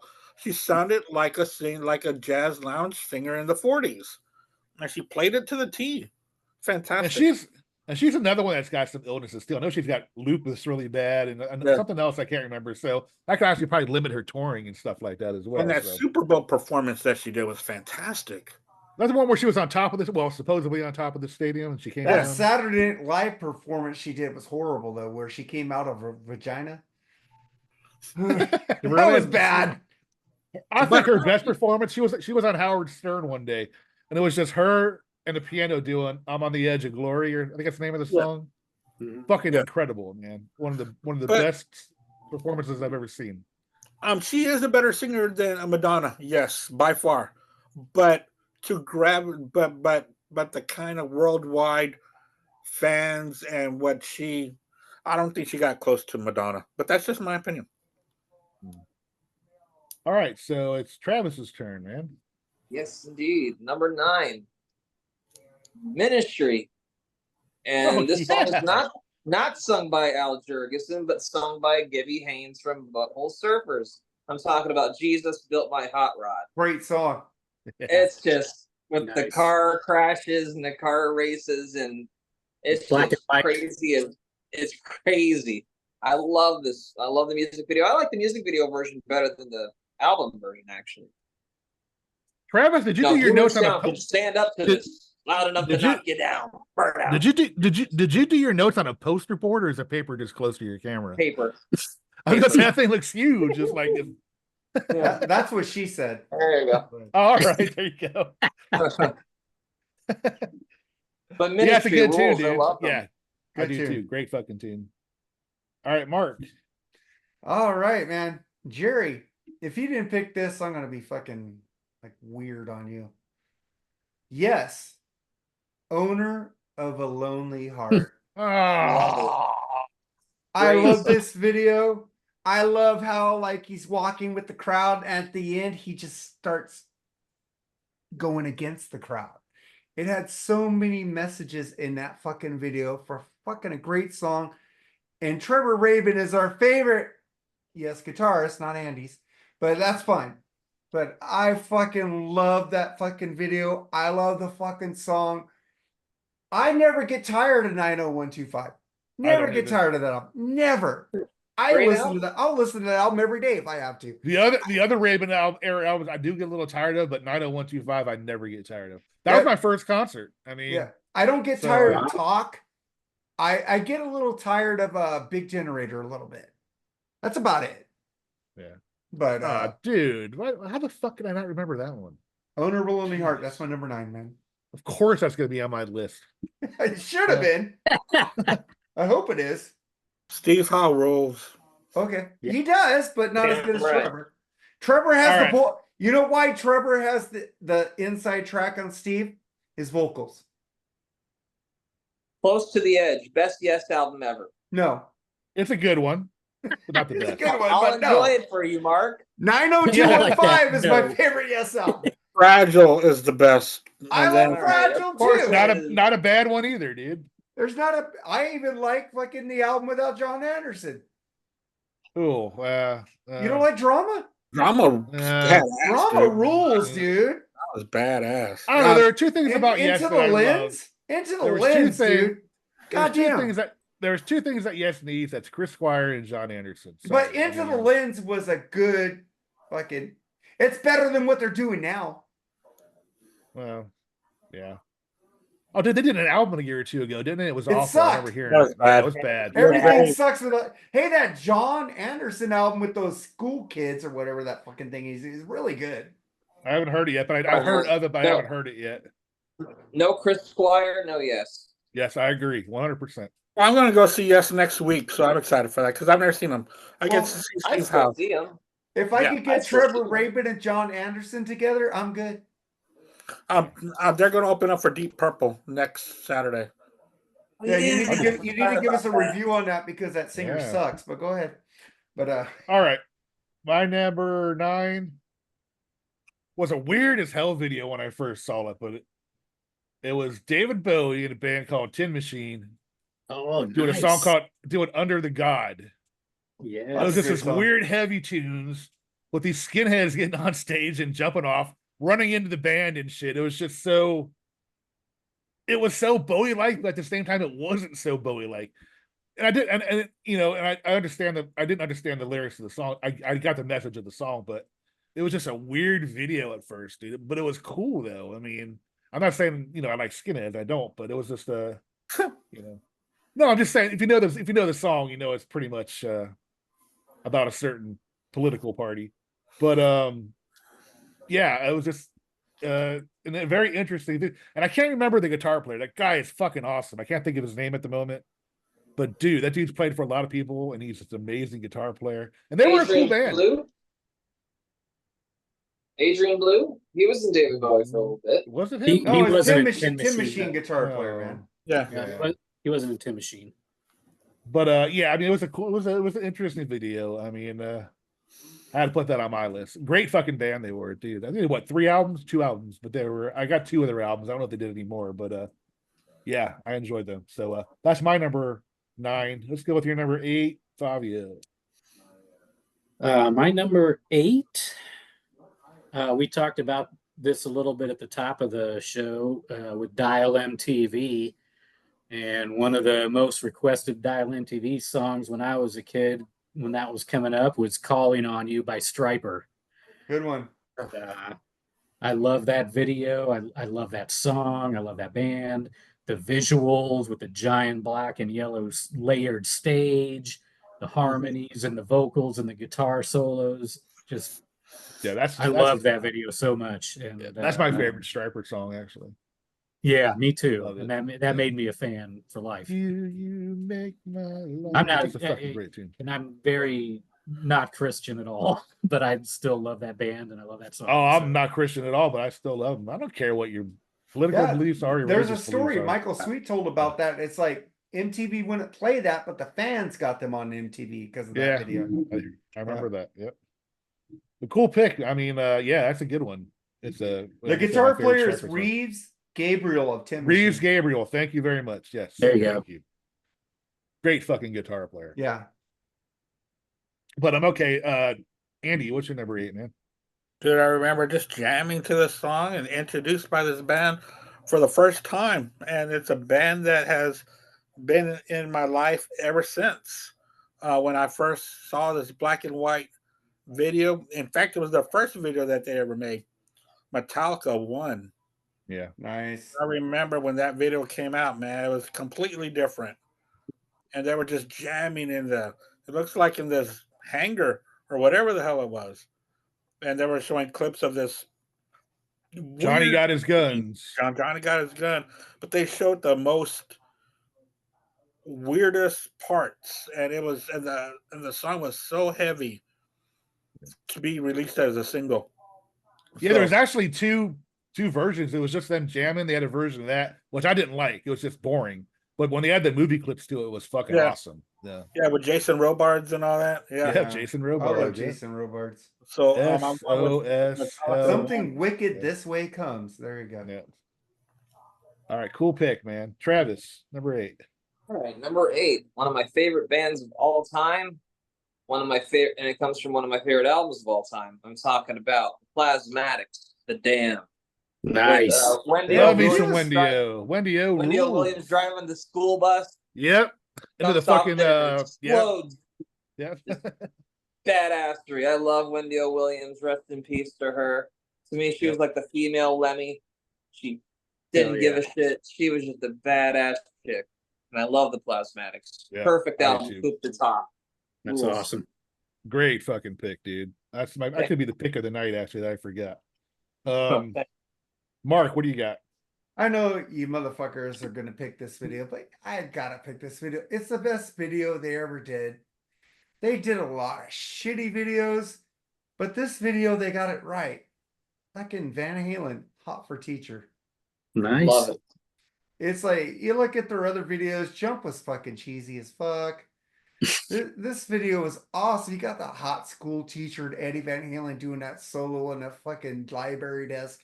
The kid versions. And Waldo. Yeah. And what happened to them lately? You know, David Lee Roth took that into a solo career. He should have fucking put that back in. Because fucking, when you saw the Pretty Woman video with Michael Anthony as a fucking samurai, what the fuck is this shit? Dude, that was the worst video ever. Worst video ever. David Lee Roth is like Napoleon or something like that. Panama was okay, but this was like the video. They fucking got it right on. They got it fucking right. I do like the video for So There's This Love when they're right by a dinosaur and they're just playing. Yeah, it's fucking great. I like that. Wasn't Alex Van Halen an Indian in that video, Andy? Pretty Woman or something like that? He was a wait. He had a Wait, feather in his head. That's why I thought he was an Indian and he didn't have a wait. shirt on. Eddie was a cowboy. What was? I thought he was an Indian. He just Oh, had he had a feather and he's like wearing nothing but shorts. I remember. Maybe not. I don't fucking know. It was a horrible video. yeah, it was a horrible video. That's gonna be our next one we're gonna do on the videos, the worst videos of all time. Yeah, we should. I was thinking yeah, about that yeah. today. The worst videos of all time. Oh, Van God. Halen would make a lot. Actually, I think Iron Maiden would probably make a couple of the worst. Oh videos yeah, ever, in my fucking opinion. evil would that man do? Okay. I like that video. You Or like Run to it? the Hills. I mean, that's the dumbest I video like, ever. I Dude. like Like the can a- I play with, yeah. I like the can I Indians play on with Magnets bikes video. shooting I like arrows. that one. Or like Yeah, Ozzy in the sequence gowns. Ugh, God, horrible. Yeah. All right, my next pick is this might be higher on a couple of your guys' list, in my opinion, but I think I got it in the perfect spot. But you know, it made pie fights cool, you know. And you had to fight for your right to fucking party, man. Oh, I forgot about that one. The Beastie Boys, fight for your right, man. What a great party that is. God, I mean, I great love video that that fucking is. song. Simple as fuck, just going and fucking, you know, raid a party, just fucking jamming, and it turns into a fucking pie fight. I mean, how cool is that? Classic. And how many guys at school said, "Man, I got some Spanish fly"? You're like, "Oh no way, for real?" You're like, Yeah, the poor headbanger guy was getting fucking muddled with the pies too, man. If I remember that video, poor guy. But is that what's his name? nah, Kerry King did the other one. No. No, he did the guitar solo for. Did he really? I really thought he did for Brooklyn. That's Sleep Till Brooklyn. He did both. No, but is that Rick Rubin? Yes, Oh, I produced that I album, never yeah. thought about that. That In the was him, huh? He's wearing a slur shirt. Yeah, that's right. Mark, He's in there. Mark favorite band. Yeah, you're right. I just can't picture that guy young anymore. That probably was him. You're right. Yeah. Yeah, Rick Rubin was in there walking through the door. Yeah. Yeah. And he That's sat right. he slept on the couch. Yeah. That makes sense now. Yeah. Cool. Learn something new every fucking day on the show. That's why I love it. All right, number 7, Favio. Number 7 is probably the video that turned me on to hard rock, because I was, I already liked music and pop and R&B stuff as a kid, but the first video turned me on to hard rock was "You Give Love a Bad Name" by Bon Jovi in 1986. Wow, good video. And that was always at the top of all of the top 10, top 50, top 100 video lists that MTV would do that year. Yeah. Just showed the glory of live rock and roll, and that's what made me want to pick up a guitar. And so that's my next on the list. All right, Andy, number 7, man. We talked about 120 minutes and Headbangers Ball and all these shows, but what was also important to me in high school was Yo MTV Raps. I loved Yo MTV Raps. They showed it on Saturday mornings, and I would watch it, and I fell in love with NWA Express Yourself video. That song is off of Straight Outta Compton, leads off on side 2. I remember that this tape, it was the first time we heard tape with this kind of, just the first time we heard anything like this in our lives. And it was a cassette that was going around 8th grade. We would pass it around. Somebody had recorded it on a mixtape, and so every time that video would come on, NWA, Express Yourself. They also made a video for Straight Outta Compton, but it was heavily edited because of the language. But Express Yourself was the clean song on that album. It didn't have any curse words, so it was heavily played on Yo MTV Rap. So I'm going with Express Yourself by NWA. Yeah, boy. That's the other band, though. I just felt like saying a yeah, boy. I like NWA, man. Straight out of Compton. That's Public Enemy. Yeah. I think Public Enemy is probably a little bit better than NWA, in my opinion. No. Oh yeah, they are. Except for the horrible thing they did with Anthrax. I'll forgive like them for that. But You and your Anthrax hate. Whatever. But I just never got into them, man. I'm sorry. That's fine. That's fine. I'm just giving you shit. Public Enemy made a lot more interesting albums than NWA's one album, in my opinion. Yeah. Well, that one album, like, just like the Straight Outta Compton album, just fucking just blew. It made everybody. Yeah. If Yeah, it really wasn't for that album, you wouldn't have that Mm. fucking gangster rap. I'm Yeah. just saying. Fair enough. All right, Travis, what do you got, man? Number 7. For 7, Rat and Roll, baby, round and round. Fucker. Yeah. Now I With gotta fucking pivot. Milton. Well, I got another pick. I can just switch it with something else. No, dude. I'm It's all good. right. I'm gonna keep picking. All right, but love Milton Berle in the video. He's great, Awesome. and you got the hot chick. I think she's hot at the table when she's climbing up the stairs. I think she gets less hot when her hair gets shorter. But I love the video, and I love how Rat looks when they're playing in the attic. It looks super fucking awesome. And when Warren DeMartini falls from the ceiling onto the dining room table, I That's love great. that part. That's great. Great song. Perfect pop rock tune. It rules. Rat. Yep. All right, Mark. Motherfucker. I'll pivot. I was gonna pick Rat round and round, but fuck, let's give something else here. I'm Yeah. gonna pick I'm gonna take Rick Springfield, Jesse's Girl then. And Rat will go into my mentions because Jesse's Girl was like fucking great. I love fucking Rick Springfield. I think he's a fucking great fucking artist. Great riffs. He loves Sammy too. Fucking Sammy Hagar rules, bitches. So I'm picking Jesse's Girl. That song is fucking killer. I did have Rat round and round, so I'm just gonna say, Travis, you stole my thunder on that. So I'm gonna give you that one, even though I took that single to Sunday school. But go ahead. All right, again, like the Susanna Hoffs thing, whether you like this song or not, there's like a 5-second scene where Nancy Wilson is riding a horse. Oh, these dreams. You're and going all for the- these and- dreams. And all the right, What and about all the Love right, is way better. dude. Would you listen to me finish? And all the right parts are bouncing on that horse. I'm not saying you gotta like the song or it's a great song, but I always remember Good that song. video for that song, man, because that was woof. Nancy was a looker back. She's still a looker in her 70s, man. It's incredible. I think she's hot. She's so hot. But man, watch. We're checking out a 70-year-old woman. You see this horse coming with this beautiful woman. It's like boing in slow motion, just like Yeah. So I mean, it's obviously not as good as this other woman that's coming up later because I think we're all going to have her on there. But yeah, she's definitely was part of my MTV adolescence, you should say. Okay, but okay, enough of that. If you're We'll going hear to come about- out with Samantha Fox, I want to have some fun. I'm going to. Hey, I like watching Naughty Girls Need Love too, but I ain't picking that video. And Hey, man, and I'm doing strictly videos, man, not songs, videos. No, the video, Samantha Fox was hot in Naughty Girls Need Love Yeah. too, but No, she was. I but- watched Lisa and Colt Jam too, but I ain't picking those videos. and All Jerry, by the way, I loved your track of the week, Mistral Wind from Heart.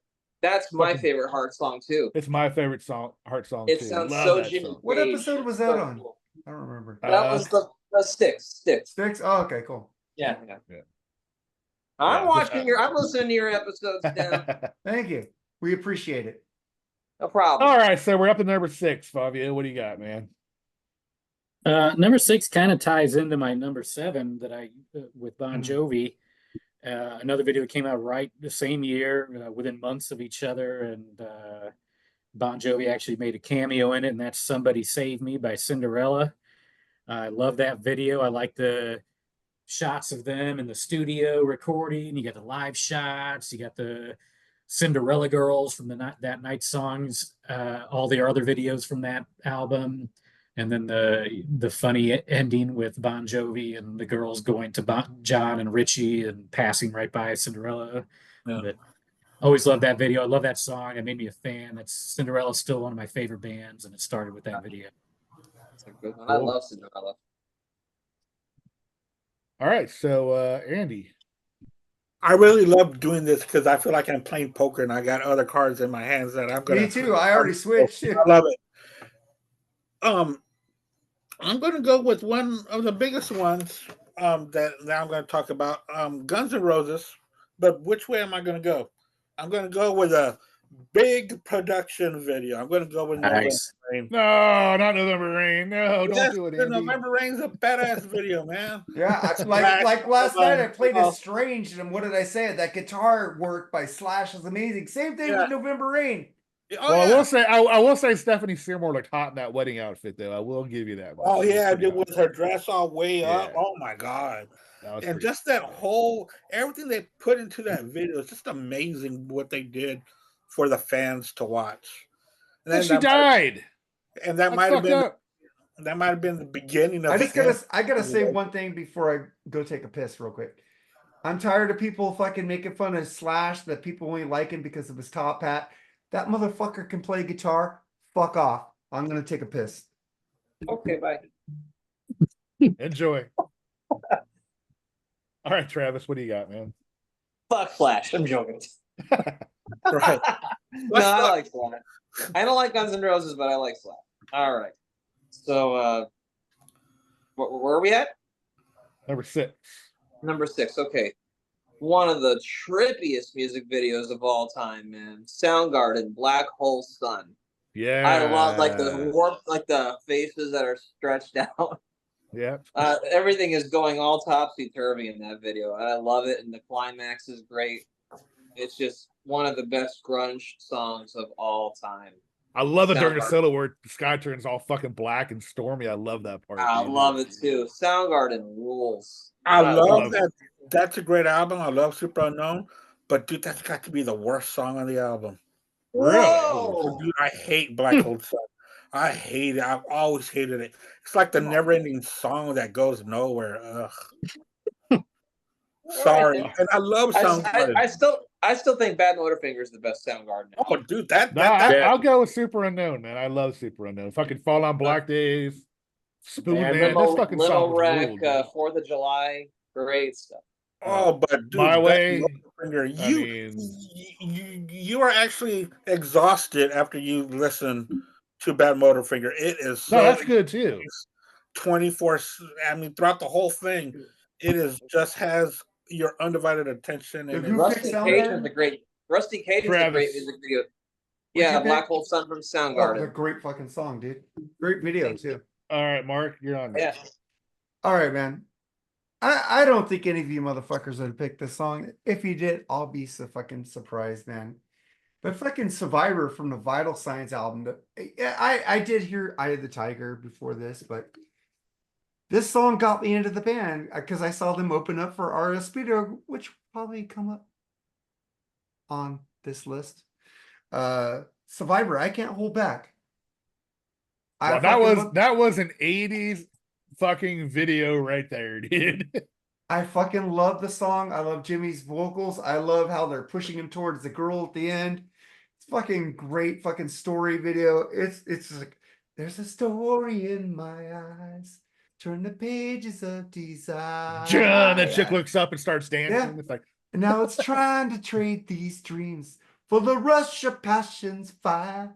I can feel you tremble when we touch. I tremble every time you touch me, man. I do. I fucking love that. Oh, you're welcome. I love that fucking song, dude. I love Survivor. I love fucking Beckler and Jimmy.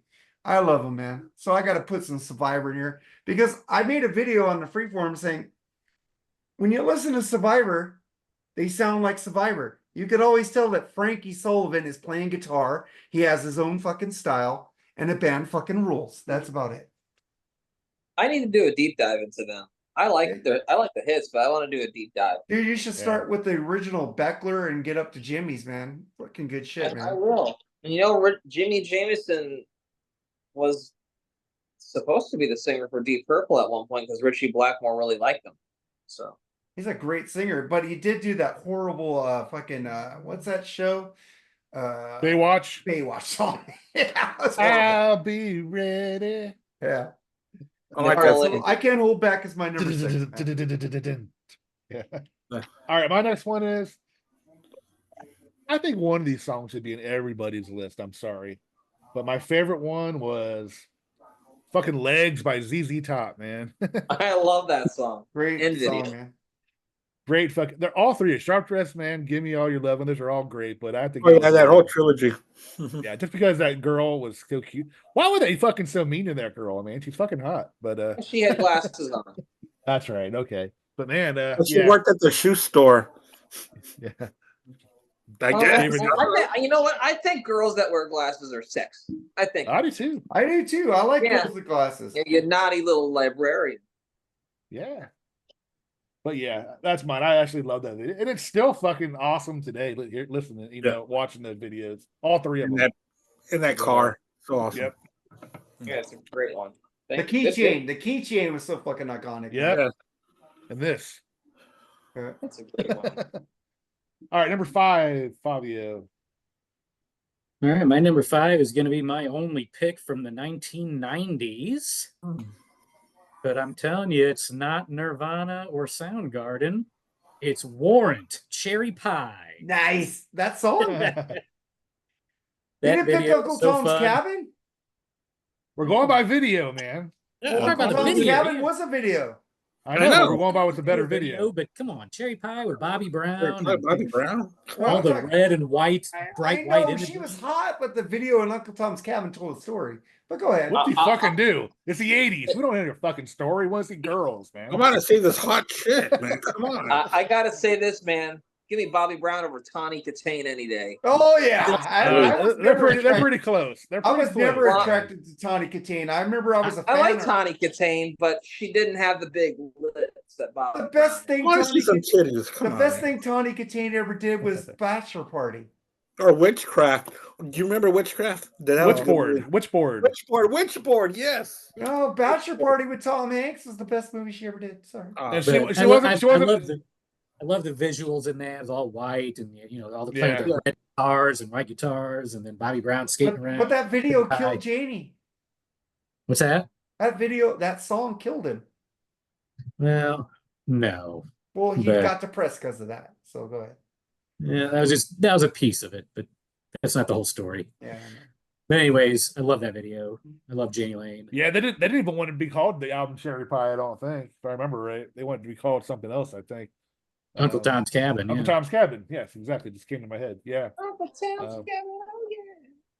That's what sucks about the music business, especially back then, man. I mean, I don't think there's really a music business nowadays, but back then, man, you signed your fucking life away, dude. I mean, you really did back You then. made a These guys deal got with the screwed. devil. Yeah. I mean, you dream of that record contract your whole fucking life. I did. So And then, but- it's there and you just fucking sign it. You know what So I the mean? old blues artists were right about signing your life to the devil at the crossroads. Yeah. They just signed it to the record company. That's what I love about that Killer Dwarfs video, We Stand Alone. Remember that video? Oh, I loved Killer Dwarfs, man. that was Great fucking fucking hilarious Canadian video. band, man. Now that I think about it, I wish I would have put that on my list because it was a fucking great video. But yeah, okay. Where are we at? We're on number 5, Andy. I mean, I know no one's going to have this video, but I thought she was just gorgeous in this video. Janet Jackson, when she came out with her album Janet, which was after Rhythm Nation, and she was so beautiful during this time. The name of the song is Love Will Never Do Without You. And when she's out there on the beach, half naked, oh my God.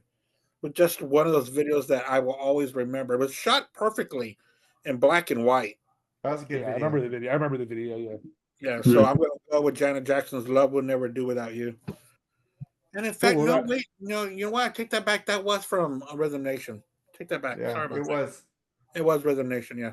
That's my favorite album by her. I love that album. Because I like Yeah. Janet. Oh, Janet's good too. Yeah.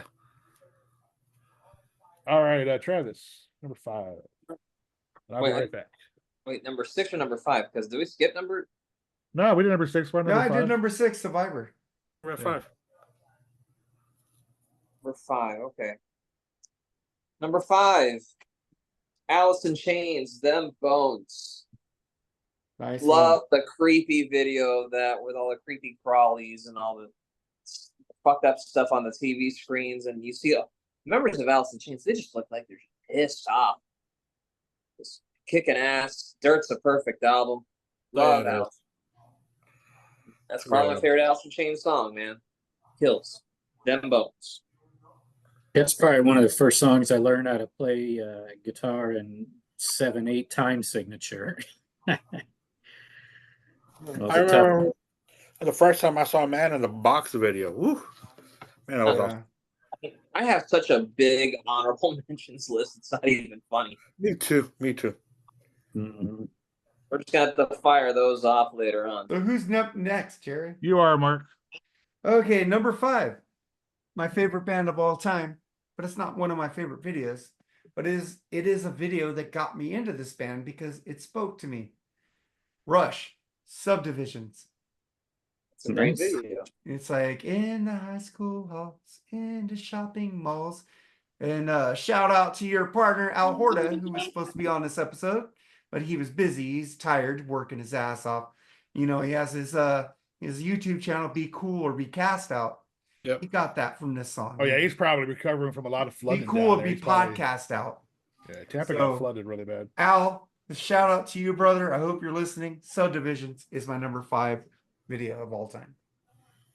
All right. My number 5 is, man, when I first saw this video, I fucking loved it. I was in band and I wanted my fucking band to get in the back of a fucking truck and fucking play, man. Just jam going down the street. Docking, It's Not Love, man. Oh, that's a great video. Nice. Love that That fucking was video. on my honorable mention, so I'm not going to say it again. There you go. Always wanted to do that, man. Get in a flatbed truck and just fucking, drive around and jam like that. That was fucking awesome, dude. It just That sucks was- that scenery that they have now is not there anymore. I mean, Dawkins was probably, I mean, they were never really, I wouldn't even call them the headlining act. Unfortunately, for some reason, never could, reach the top. You know what I mean? But I'll give him that video, dude. That video fucking ruled, man. One of the best. Still is one of my favorite videos. So that's my number 5. Nice. All right, number 4, Favio. Number 4, I'm gonna call another audible because Andy again took my one by Metallica. So I'm gonna pivot here and say Queen, I Want to Break Free. Oh, it's a great one. That video was lots of fun. I mean, Yeah. for so many reasons.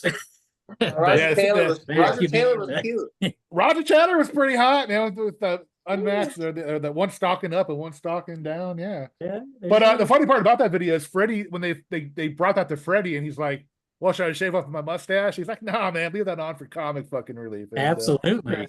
it worked fucking great, actually. Yeah. I mean, Brian May and John Deacon were fucking atrocious looking. But, Yeah. yeah, Roger Taylor was, he was cute. But John Deacon needed a nose job in that video. but yeah, that was a cool video, man. All right, Andy, what do you got? Number 4. Yeah, number 4. I'm gonna go with a Pat Benatar album. This video told a really good story, and it's a really good one. I'm gonna go with Love is a Battlefield. Love is a battlefield. She leaves home, she takes off, then she goes to work at this place where girls dance with guys for very little money. They're mistreated, and she stands up for all the girls, and they all run away together. And then I think eventually she goes back home, but it ends with her on the bus. Where is she going? Back home? I don't know, but I think she was. But yeah, Love is a Battlefield. It's a great track. Yeah. That Benatar hated that video because she had to learn to dance and she just wasn't a dancer. She hated doing No, it. she wasn't an actor. Actually, that dude that was the asshole dude was actually the dance choreographer for that. Oh, video. really? Okay. If I remember right. But all right, Travis, what do you got? Number 4, one of my all-time favorite bands from the late 80s. And I had a hard time choosing between 2 of their hit songs, but I adore this band. I'm going with Jane's Addiction, Been Caught Stealing. I love that Nice. video where the guy dresses up as a woman with a little fat suit and he puts the food in the. I was thinking of doing Mountain Song, but I wanted to stay away from videos that actually had a band performance. But it was Been kind of Caught hard. But Stealing, great I choice. love Mountain Song more. But Been Caught Stealing is so much fun to watch. That's a good Yeah, video. da, da, da, da, da, da. Love that band so much. And Mark, we got to do a Nothing Shocking review. You and Yes, I. we do. I want to do Ritual. All right. We can My knock them favorite both song out. is on Ritual. But I would I do would, Nothing I Shocking. would love to do a Jane's Addiction review. Of What course are we you doing? would. Of course you would. Oh boy. All right, Mark, you're up next, man. Number 4. All right. I already said the first concert I've ever seen with Survivor opened with the Vital Signs tour. I still have my bandana from this tour. REO Speedwagon. I don't want to know. I love that because they were doing baseball, they were doing Angels, they did everything, and there was like, I don't want to know how much you love me. I don't want to know how much you care. And they were just singing, I don't like angels and devils fighting in the video. It's fucking pretty cool. There was this bad kid just doing everything in there, and they were like trying to set him on the right straight. I fucking love that video. I love REO Speedwagon. They get a lot of shit. Hey, Fucking I Nobody Gary's else- Rich else- Rap man. rules, man. I Gary love REO Speedwagon. and Dave Amato fucking is a great replacement for him. Just to say, I love REO. Great. Great. As long as he band. didn't pick, as long as he didn't pick In My Dreams, I will allow. I it. like that song though. Oh, that's the worst song ever Because we written. fly, and out the top we climb. Let the world go on below us. We are lost in time. I I have know. a I hard love time- that song. I have a hard time choosing my favorite REO album. It's probably either the first one or second album. 9 Lives. Oh no, Nine Tuna Lives. Fish for Nine me, Lives man. is great. I love Can't Tuna Fish. That's Love my that. favorite. All Tuna. the 70s stuff is great. Yeah. I love the Even the 80s, one, dude. even the album with Riding the Storm Out that doesn't have Kevin Cronin on it. That's still Right. a great Oh, album. that album's horrible. Not really. I don't do care for that prefer- guy's I like the I- original. I like the original version that they released, where he originally had the vocals on there. That is way better. Yeah, I can't- I prefer Kevin Cronin singing "Riding the Storm Out." I can't hear anybody else sing that song by him. I sing that song so live about him saying, "Okay, people, we coming up to Colorado. You know, keep everybody warm and keep riding the storm out." He's live, the live version of that. It's so good. That's a great. I love song. that Great fucking band. siren, dude. Yeah. Badass. All right, so it's my turn. What do I got here? What the fuck? Oh, yeah. I mean, we talked about this band at the beginning, and it was a huge thing at the time when Aerosmith and Run DMC got together doing "Walk This Way," Yes. man. Yeah. Yeah, I actually liked it. I thought it was a kind of a neat video with them in different rooms and Steven Tyler bashing the microphone through the wall. Yeah, I mean, I thought it was pretty fucking cool, and it was pretty at the time. It was pretty risque, man, and it worked out for both bands. I think it worked out for both bands. I think so. It did. That's I'd my probably number get 4. crucified for saying this, but that's the first time I heard that song was that video of Run DMC and Aerosmith. I heard that before I heard the original Aerosmith version. I know. I was going The to only problem I had with it that Steve Tyler always sang "Walk This Way" like that. I love the studio version where he's going "Walk this way," he's screaming it out. But like in the live version, he goes "Walk this way." He's doing the Run DMC version. I know it's probably strained on his vocals doing that, but man, I love how he sings the studio version much better, man. Where he's belting out the chorus. So, yeah, that's my number 4. Number 3, Favio. My number 3, I had a hard time picking between a few videos from this artist because a lot of good ones. But this one is a good one actually for this topic because the whole video focuses on crashing other music videos, and that's "Just a Gigolo" by David Lee Roth. That's a great one. Yes. He's going around Forgot about crashing that one. Cyndi That one was Lauper and Billy Idol and Boy George and everybody else that was making videos at that time, and love the song. It's a long video if you see the whole version because it's got You're like a on whole intro and Dave's outro scene. TV.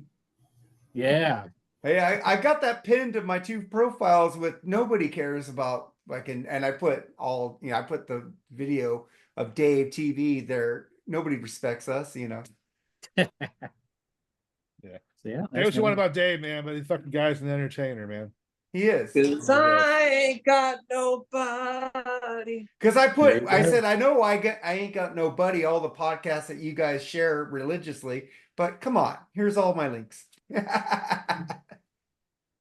All right, Andy, what do you got for number 3? Yeah, number 3. I'm going to go back to Down MTV because it was very important in the formation of what I still listen to now. So number 3 was one of the big videos that they showed every day, and that's "Docking in My Dreams." They showed that Nice. video Great. constantly. So that's what I'm going to go with. "Docking in My Dreams." I remember after that, I went out and bought "Under Lock and Key" on cassette. I still have that same cassette. It was just, a big game changer for me hearing Dawkins. So, All right, cool. Travis, what do you got? All right, number 3. I'm piggybacking off of Favio here. Ozzy Osbourne, "Bark at the Moon." Nice. I love this video. It's a perfect video to play around Halloween time. Love the Dr. Jekyll and Mr. Hyde theme of the video. It's just a great video to watch. I know it's cheesy, but I love it. And it's my favorite Ozzy album, by the way. A lot of people go for the first 2, which deservedly so. But to me, I love "Bark at the Moon" more. So tired. Oh, First, man. first Ozzy album I ever bought with my own money. "Bark at the Moon." Solid. Mark, number 3, dude. This is getting into territory that has inspired me for my whole life. Well, we started with Rush, number 5, and then RSV got number 4. Number 3, without this band or without Foreigner, I wouldn't have been in a hard rock and metal. Def Leppard, "Rock of Ages" from the Pyromania album. All right. This The video sword, is the like, sword, burning, God, I burning. love this fucking video, dude. I just love "Rock of Ages, Rock of Ages, still rolling, rock and rolling. We got the power, got the glory. Just say you'll be there, and if you'll be there, say Yeah. thank you. Oh There you go. yeah! Oh yeah, we're gonna burn this whole place down, Woohoo! down, Down to the ground. Fucking love this song, man. Yeah. Love the video too. All righty then. You're getting a lot. You're getting bonus tonight karaoke on the show. A lot of it. So Yeah. You don't gang wanna hear me, vocals. though. Yeah, gang vocals tonight. Wow. All right, so it's my turn. All right. Again, I'm thinking back in my teenage years, smoking some good pot. I remember seeing this video.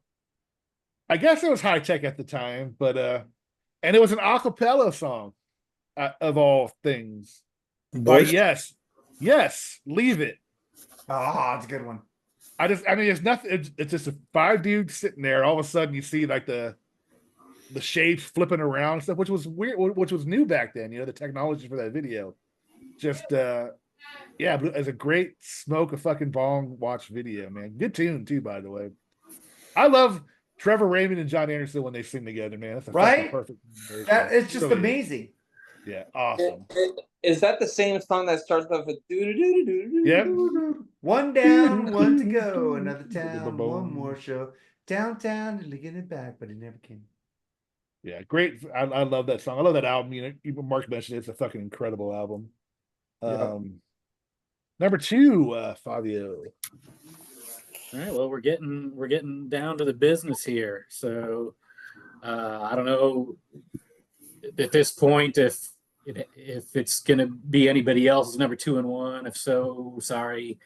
But arguably, probably what I would say the greatest video ever made was "Thriller" by Michael Jackson. I just love it. I had the VHS cassette of the whole making of it. I've got a book. I mean, there's so much involved there between the makeup artists, the choreography, the storyline, and just the fact that it's one of the greatest albums I've ever made too. I love it. So that's my number 2, Thriller. I mean, that was before I ever even started listening to hard rock or metal. I was a massive Motown fan.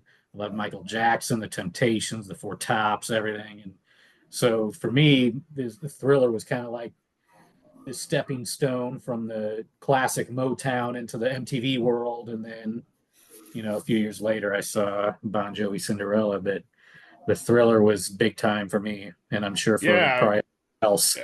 Yeah, that was the first long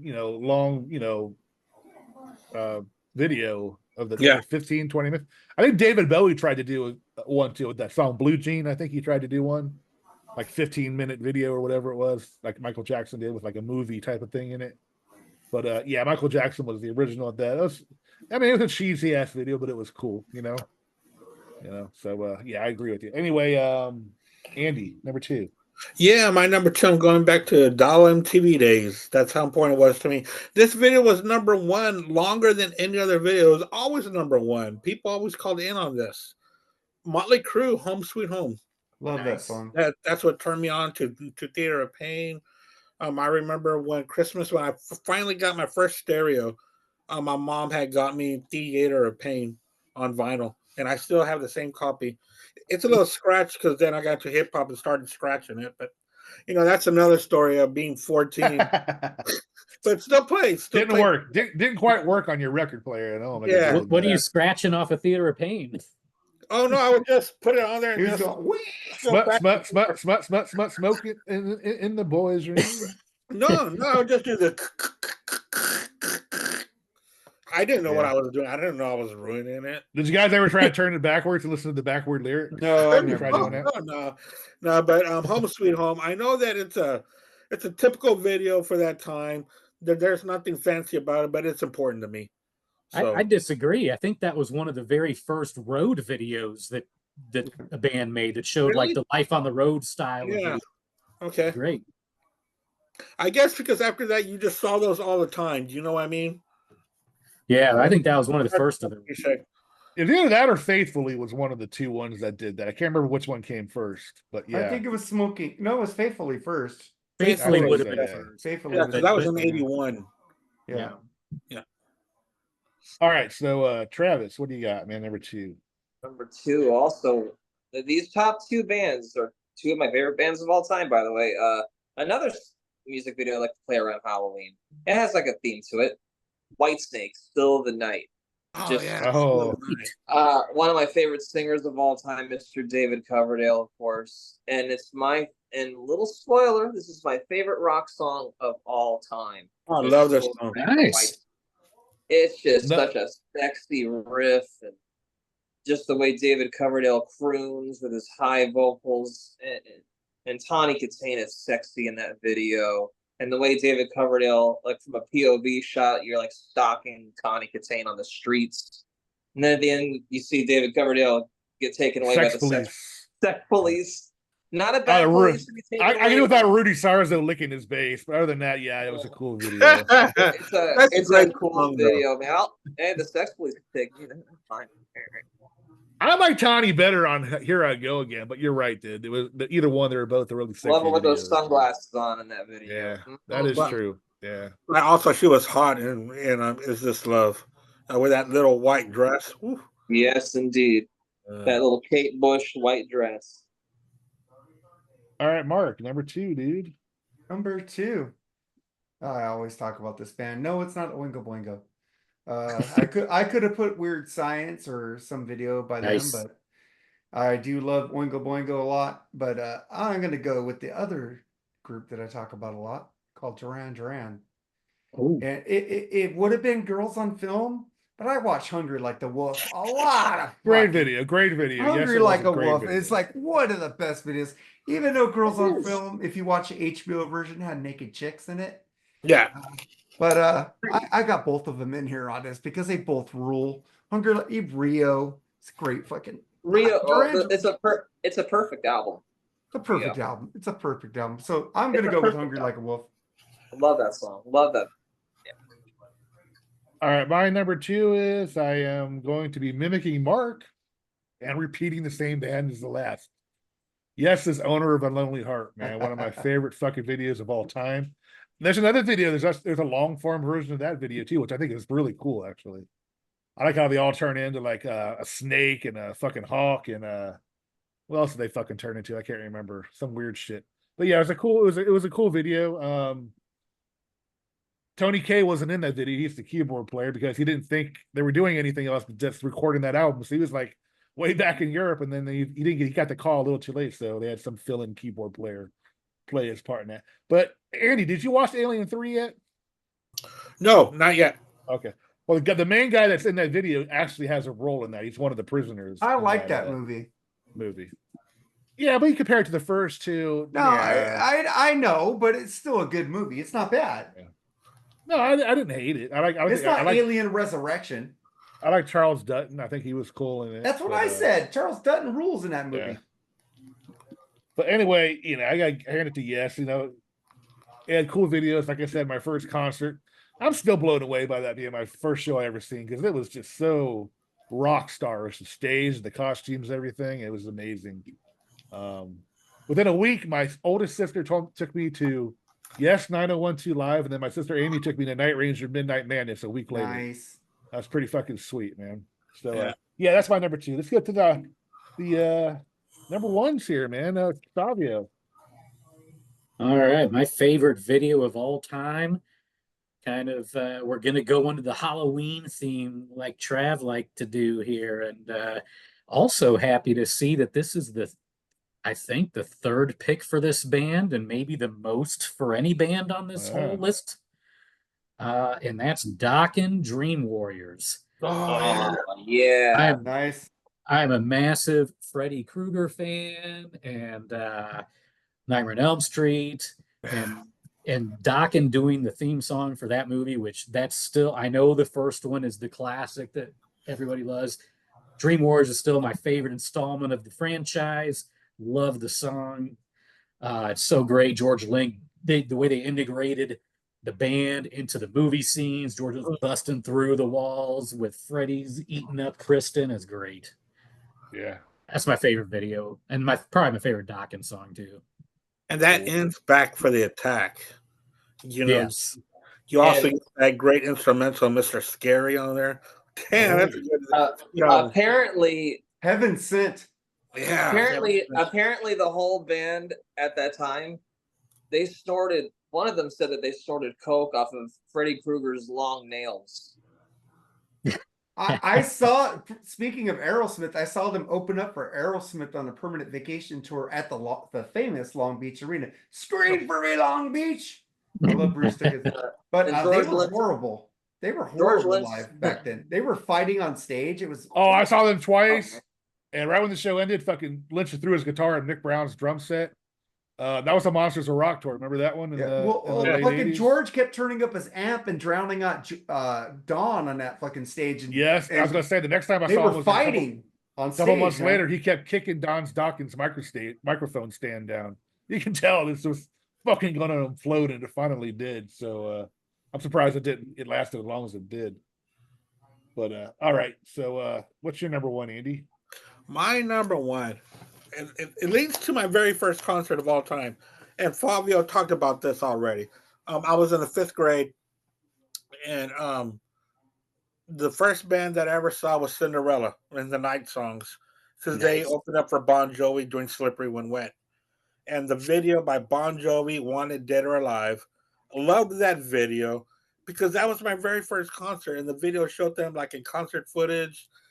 And I was convinced that when they were in the backstage, I was convinced that was our arena in Corpus Christi, Texas, at the Memorial Coliseum. Of course, it wasn't. I don't think it was, but it was just a great video for me because it got me into that hard rock and heavy metal kind of music. I know that people are really Bon Jovi, but in 1986, and when I love Bon Jovi.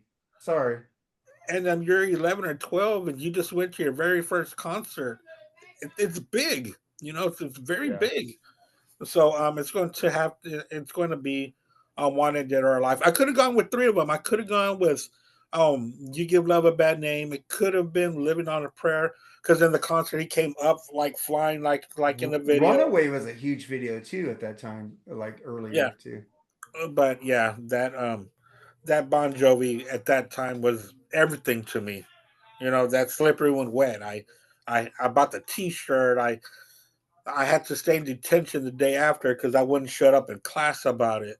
It was just a great time. Yeah. Awesome. Yeah. Travis, number one, man.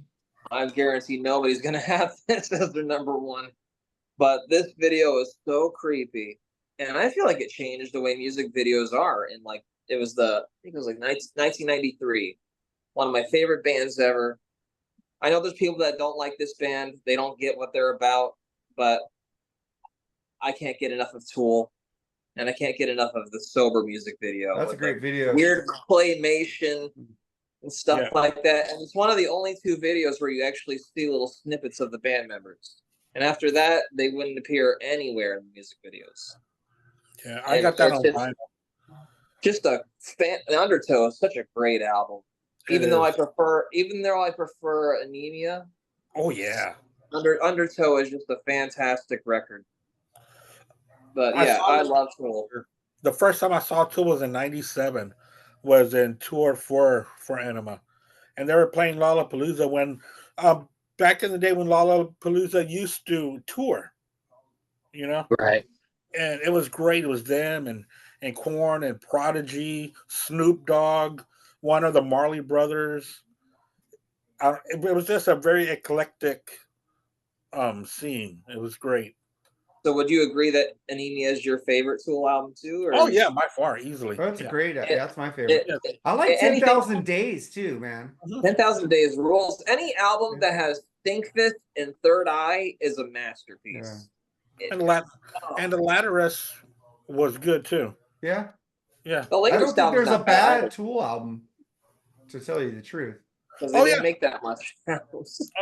Oh yeah, they're not that bad. I mean, they're all very good albums. Of course, the last one got panned because it took them so long, and now you have everybody has to say something about something and always be. That drummer is About it. amazing. To me, Danny Carey is the metal Neil Peart. Yeah. Yeah, definitely. But yeah, it's a great band.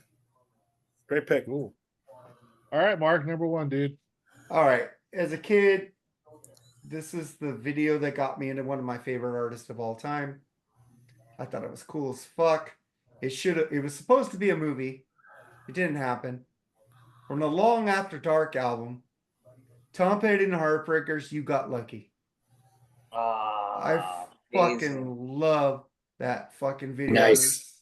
They're sitting there finding all this old stuff, and they see them playing like Video on games. stage. It's like video games that are just Yeah. it's just fucking those like Mad Max fucking cars and shit. I fucking love that fucking song. I think that is one of his most underrated albums. Straight Into Darkness, You Got Lucky, fucking great album. I Yeah, that's fucking love probably it. that might be my favorite Tom Petty song, actually. Straight After Darkness, No, you got lucky. You Got Lucky is a great song. That's not Well, my favorite. I heard that song all the time as a kid on FM. Just a great song. The worst album to me by them is fucking Southern Accents.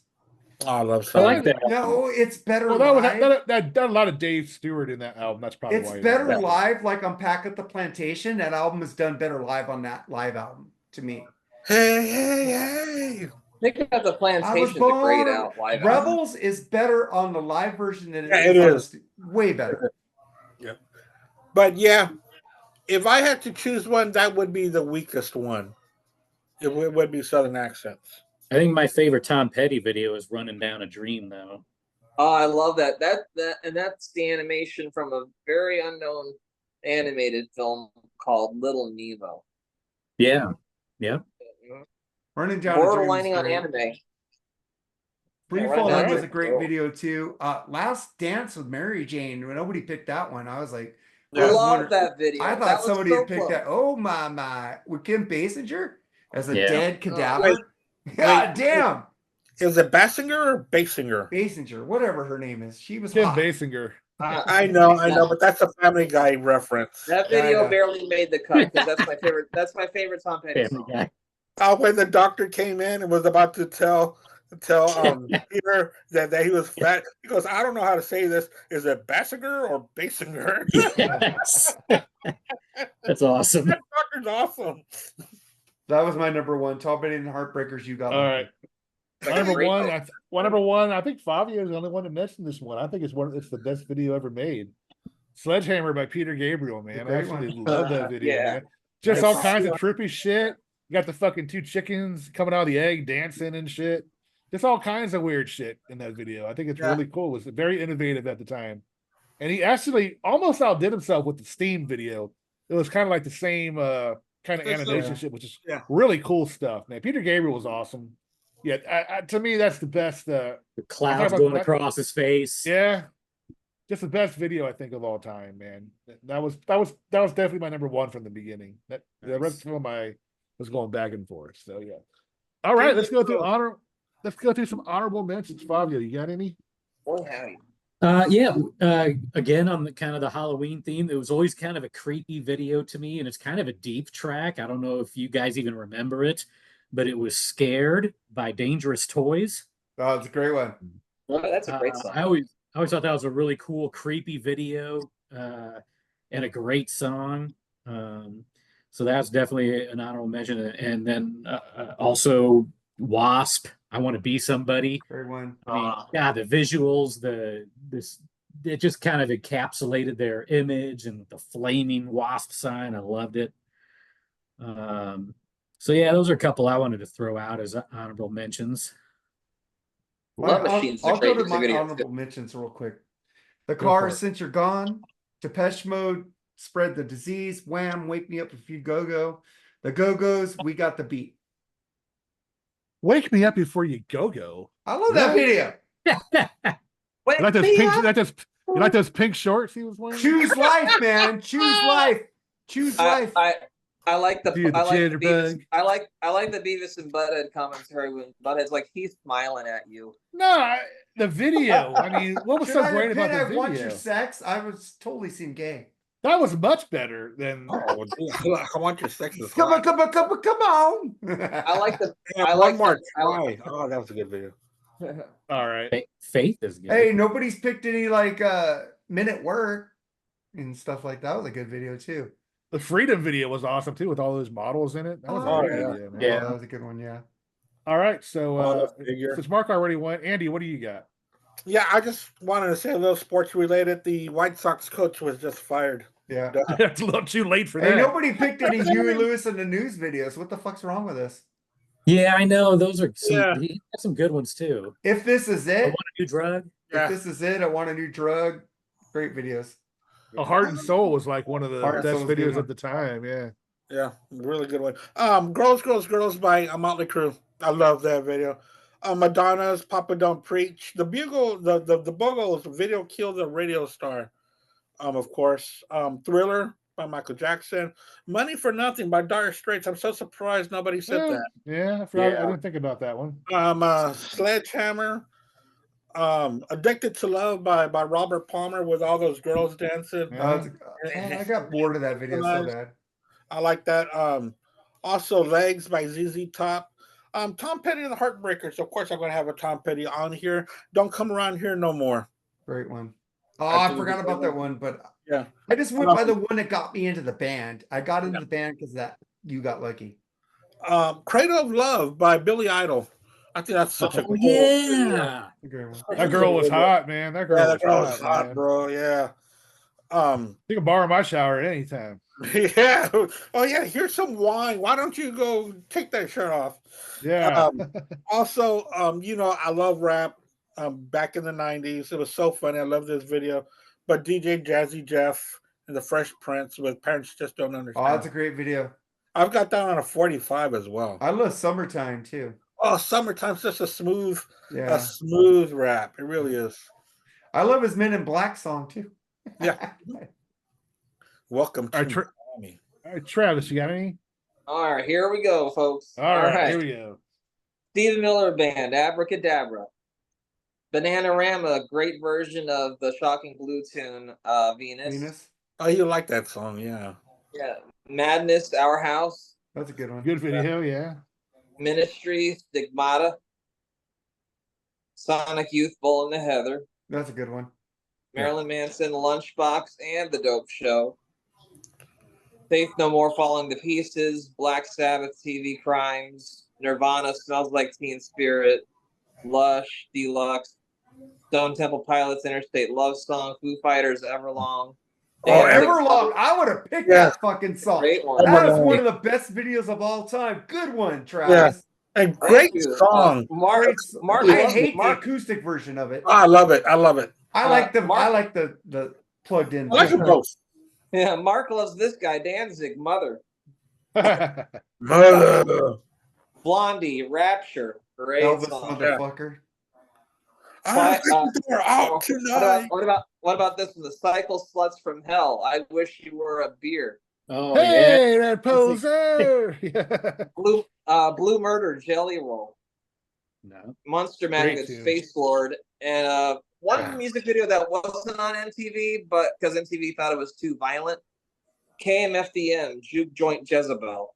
Hey, wasn't suicidal tendencies institutionalized on now? That's a it great- was. That's a great one too.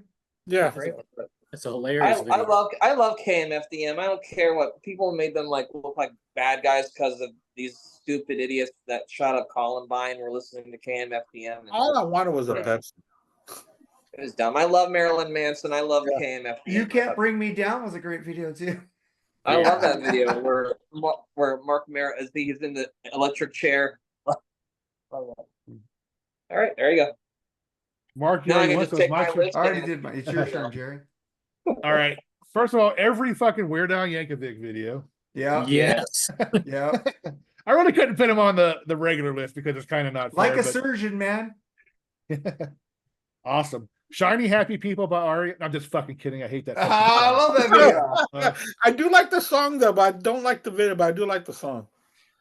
I have Big Me by the Foo Fighters because I like the Mentos commercial thing they did to it. Yeah. That It's was kinda so funny. cheesy. That was so cheesy. Pretty Fly for a White Guy by the Oh, that's a good one. Offspring. That was fucking hilarious. Yeah. I of course One by Metallica. Yeah. Dio the Last in Line. There was something cool about that video when the elevator. Oh, went Oh, I down. forgot about that Now one. That that'll be one a should be contender on for my worst top 11. music videos. Fuck. No, the one was on top of the roof next to the AC unit doing something. Remember Yeah, that was on my. Which one Rainbow in was the that? Dark. Was that Rainbow in the Dark? Rainbow. That was Yeah, terrible. the last Justin in line Belt. video is terrible. He's all in pelts. I thought it was cool back then, man. All right. I got California Girls by David Lee Roth. I think that was fucking Nice. Yeah. funny ass video. Tour guide. Amazing, yeah. But I have Here I Go Again by Whitesnake Yeah. Yeah. on and then I have Everclear's version of Brown Eyed Girl Ah, on here. Really cool video, man. I like the video. Father of Mine was a good video too. I have I Love It Loud by Kiss. Don't ask me why. I thought it was a cool video with the glowing eyes at the end. It probably cost like $5 to make, but it was still cool.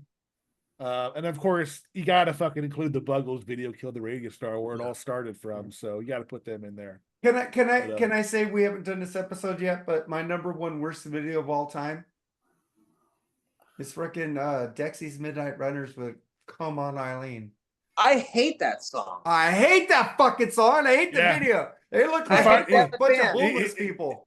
He fired the drummer halfway through the video. That's why you don't see him halfway Don't- at the end of the Don't video. trust band members with Dude, they overalls. look like they're trash.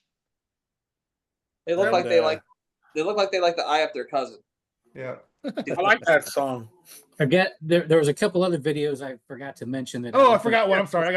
I got In a Big Country by Big Country. I got that one. Ooh, I love, Love that, that song. song. Love I that hate song. that band. Why? They suck. Oh, In a Land Down Under is way better than that. Down Under. whatever. Or fucking Be Good Johnny. Fucking, You know what? It's okay. Don't worry about it. It's all good. Men at Work rules. All right. there you I go. like them too. They're great. I had a couple other ones I forgot about that I don't think anybody mentioned was that I really liked was Genesis, Land of Confusion, Yeah, that was on And- my list. I forgot. and Talking Heads, Once in a Lifetime. Oh, that's a great one. Or And fucking that song Stay Up Late was a good one too. Yeah. Talking Heads, yeah. And then to go to the 90s for Trav here, Primus. Jerry was a race car driver. Yeah. Love I that was. video. I was. Yes, I was. Oh, Chris Elio wanted to come in live from a Primus concert tonight, but I thought the show would be long, so I said it's Yeah. okay. Bow wow wow. I want candy. Love that video. Oh, also I forgot. I think the Styx Mr. Roboto film was kind of cool. That was good. Cottony Act was really, really good. But yeah, Is- that's another is one I'm too thinking much- of. Is Too Much Time in My Hands a good music video, or is it like? Yes, more it is. It's cheesy, but I like it. I like the music video. It's all right. It would be fun to be in that bar and be Tommy Shaw. I wish that was Tommy Shaw. I think you're thinking of Too Much Time. Yeah, that's the song That's I'm the one talking we're in the about. bar. I Yeah. wish I was Tommy Shaw. He got all the ladies. Yeah, he did.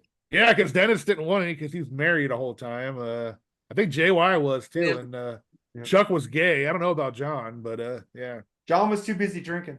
Yeah. Yeah. Yeah, I wanted to say something, but I didn't want to. But yeah. Yeah, alcohol was his mistress. Terrible. There you go. That's sad. Great Aw. drummer though. Yeah, he's a All great right, drummer. that was a lot of fucking fun doing this. Was it? Oh yeah, dude. That Yeah, was applaud Mark for this one. This is a really good pick, Yeah. man. One of the best. We could picks just we go a had so million far. videos here. I could go "Loving in an Elevator" by Aerosmith too. There you go. Yeah. That's some nice videos. All Nice right, Mark, video. man. Why don't you take us out, man? Well, take us out. You gotta like have fucking That's what I mean. Have them introduce, do all the Andy stuff you do. pimp your shit, man. Yeah, next week on the Black Spinner Circle vidcast with Al Horta and myself, we are going to be doing. I'm so excited about this because I think I can do 2 or 3 episodes of this. It's called same title, different song. Like you would say like Black Sabbath Changes. That's David what changes. Bowie. I would go to Yes Changes. Or you could go that way. Or you could go Van Halen Jump, Crisscross Jump. Or Pointer Sisters. Oh no, that's Jump For Your Love. You Oh, this I can't thought do it was just Jump. Oh, okay. I thought it was just nuh-uh, Jump. because For Your Love is Or you could go House of Pain Jump. or House There of you Pain go. Jump. I No, love that. no, because that's Jump Around. Jump around. That's true too. That's- Andy's in charge right now. Andy's He's got good. his shit together.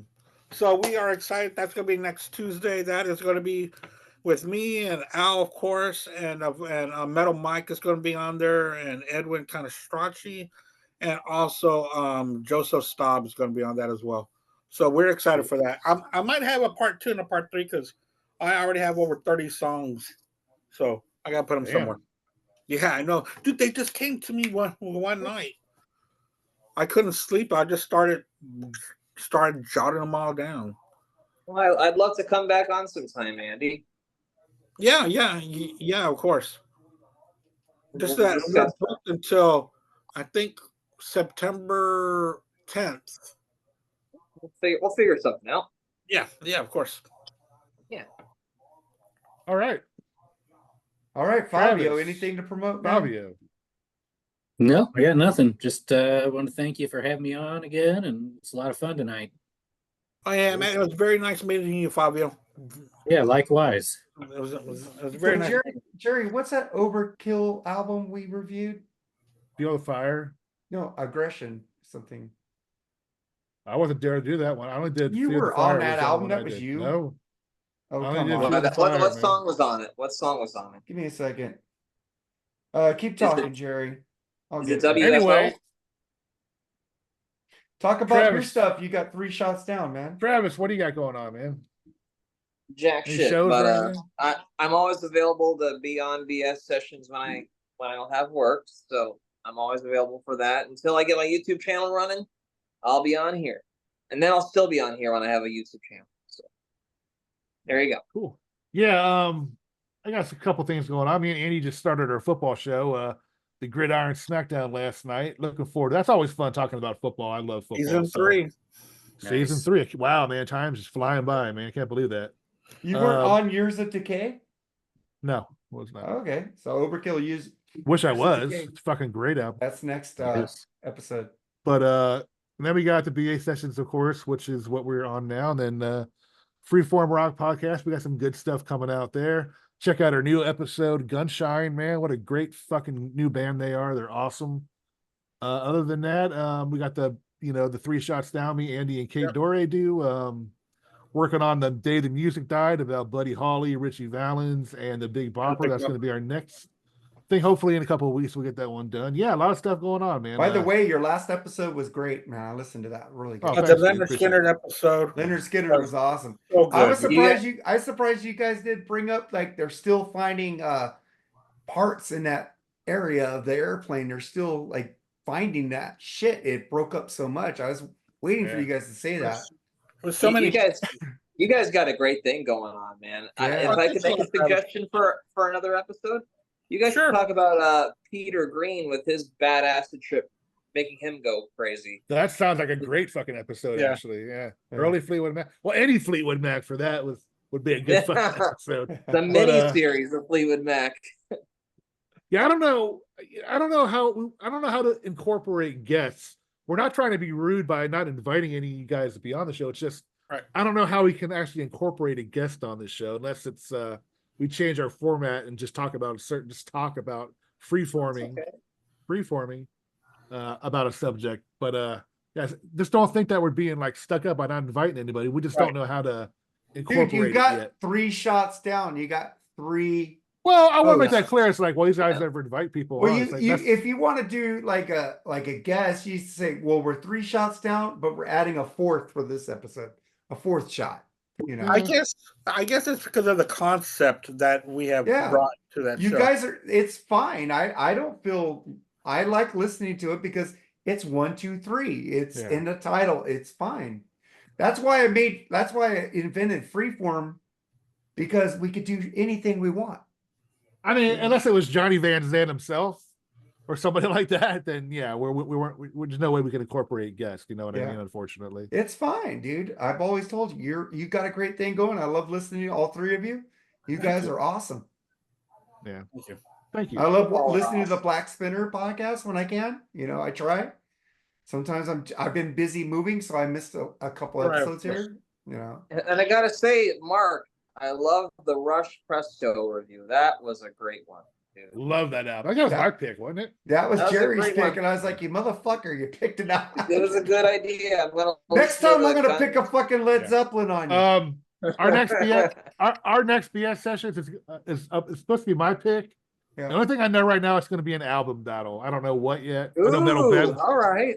I know Metal Ben wants to be on an album battle. He mentioned that today, so we like having him on. So I'll come up with some kind of album battle, make it really cool. Yeah, definitely. But other than that, yeah, man, just working and living life, man. That's about it. Yeah, just like, share, and subscribe, and give us thumbs up. Thumbs up. Help that algorithm, man. Get us going, man. We do this shit for free. It's free entertainment. I know we rule. Take us out, Jerry. All right, guys. Like again, thank you all 3 for being on. Andy, Travis, and Favio, man. Come back, Favio, man. Seriously, man. We love having you on, dude. Yeah. We got Travis, Patty. Gotta get an Eric shout out, man. Sorry. Always great having you on, and of course, Andy, man. My fucking all right. Me, Andy, and Mark, man. That's my fucking brothers. It's a trio of brotherhood right there, man. Hey, thanks for having me on again. Always great having you on, Travis, man. Anytime, dude. But I'll let you guys know about the album battle in case any guys want to be on it. Maybe I'll have it by tomorrow, hopefully. Sounds great. Just give me a text and I'll tell you if I can squeeze it in. Sounds good. All right, guys. Take care, everybody. All right, bye. See y'all later.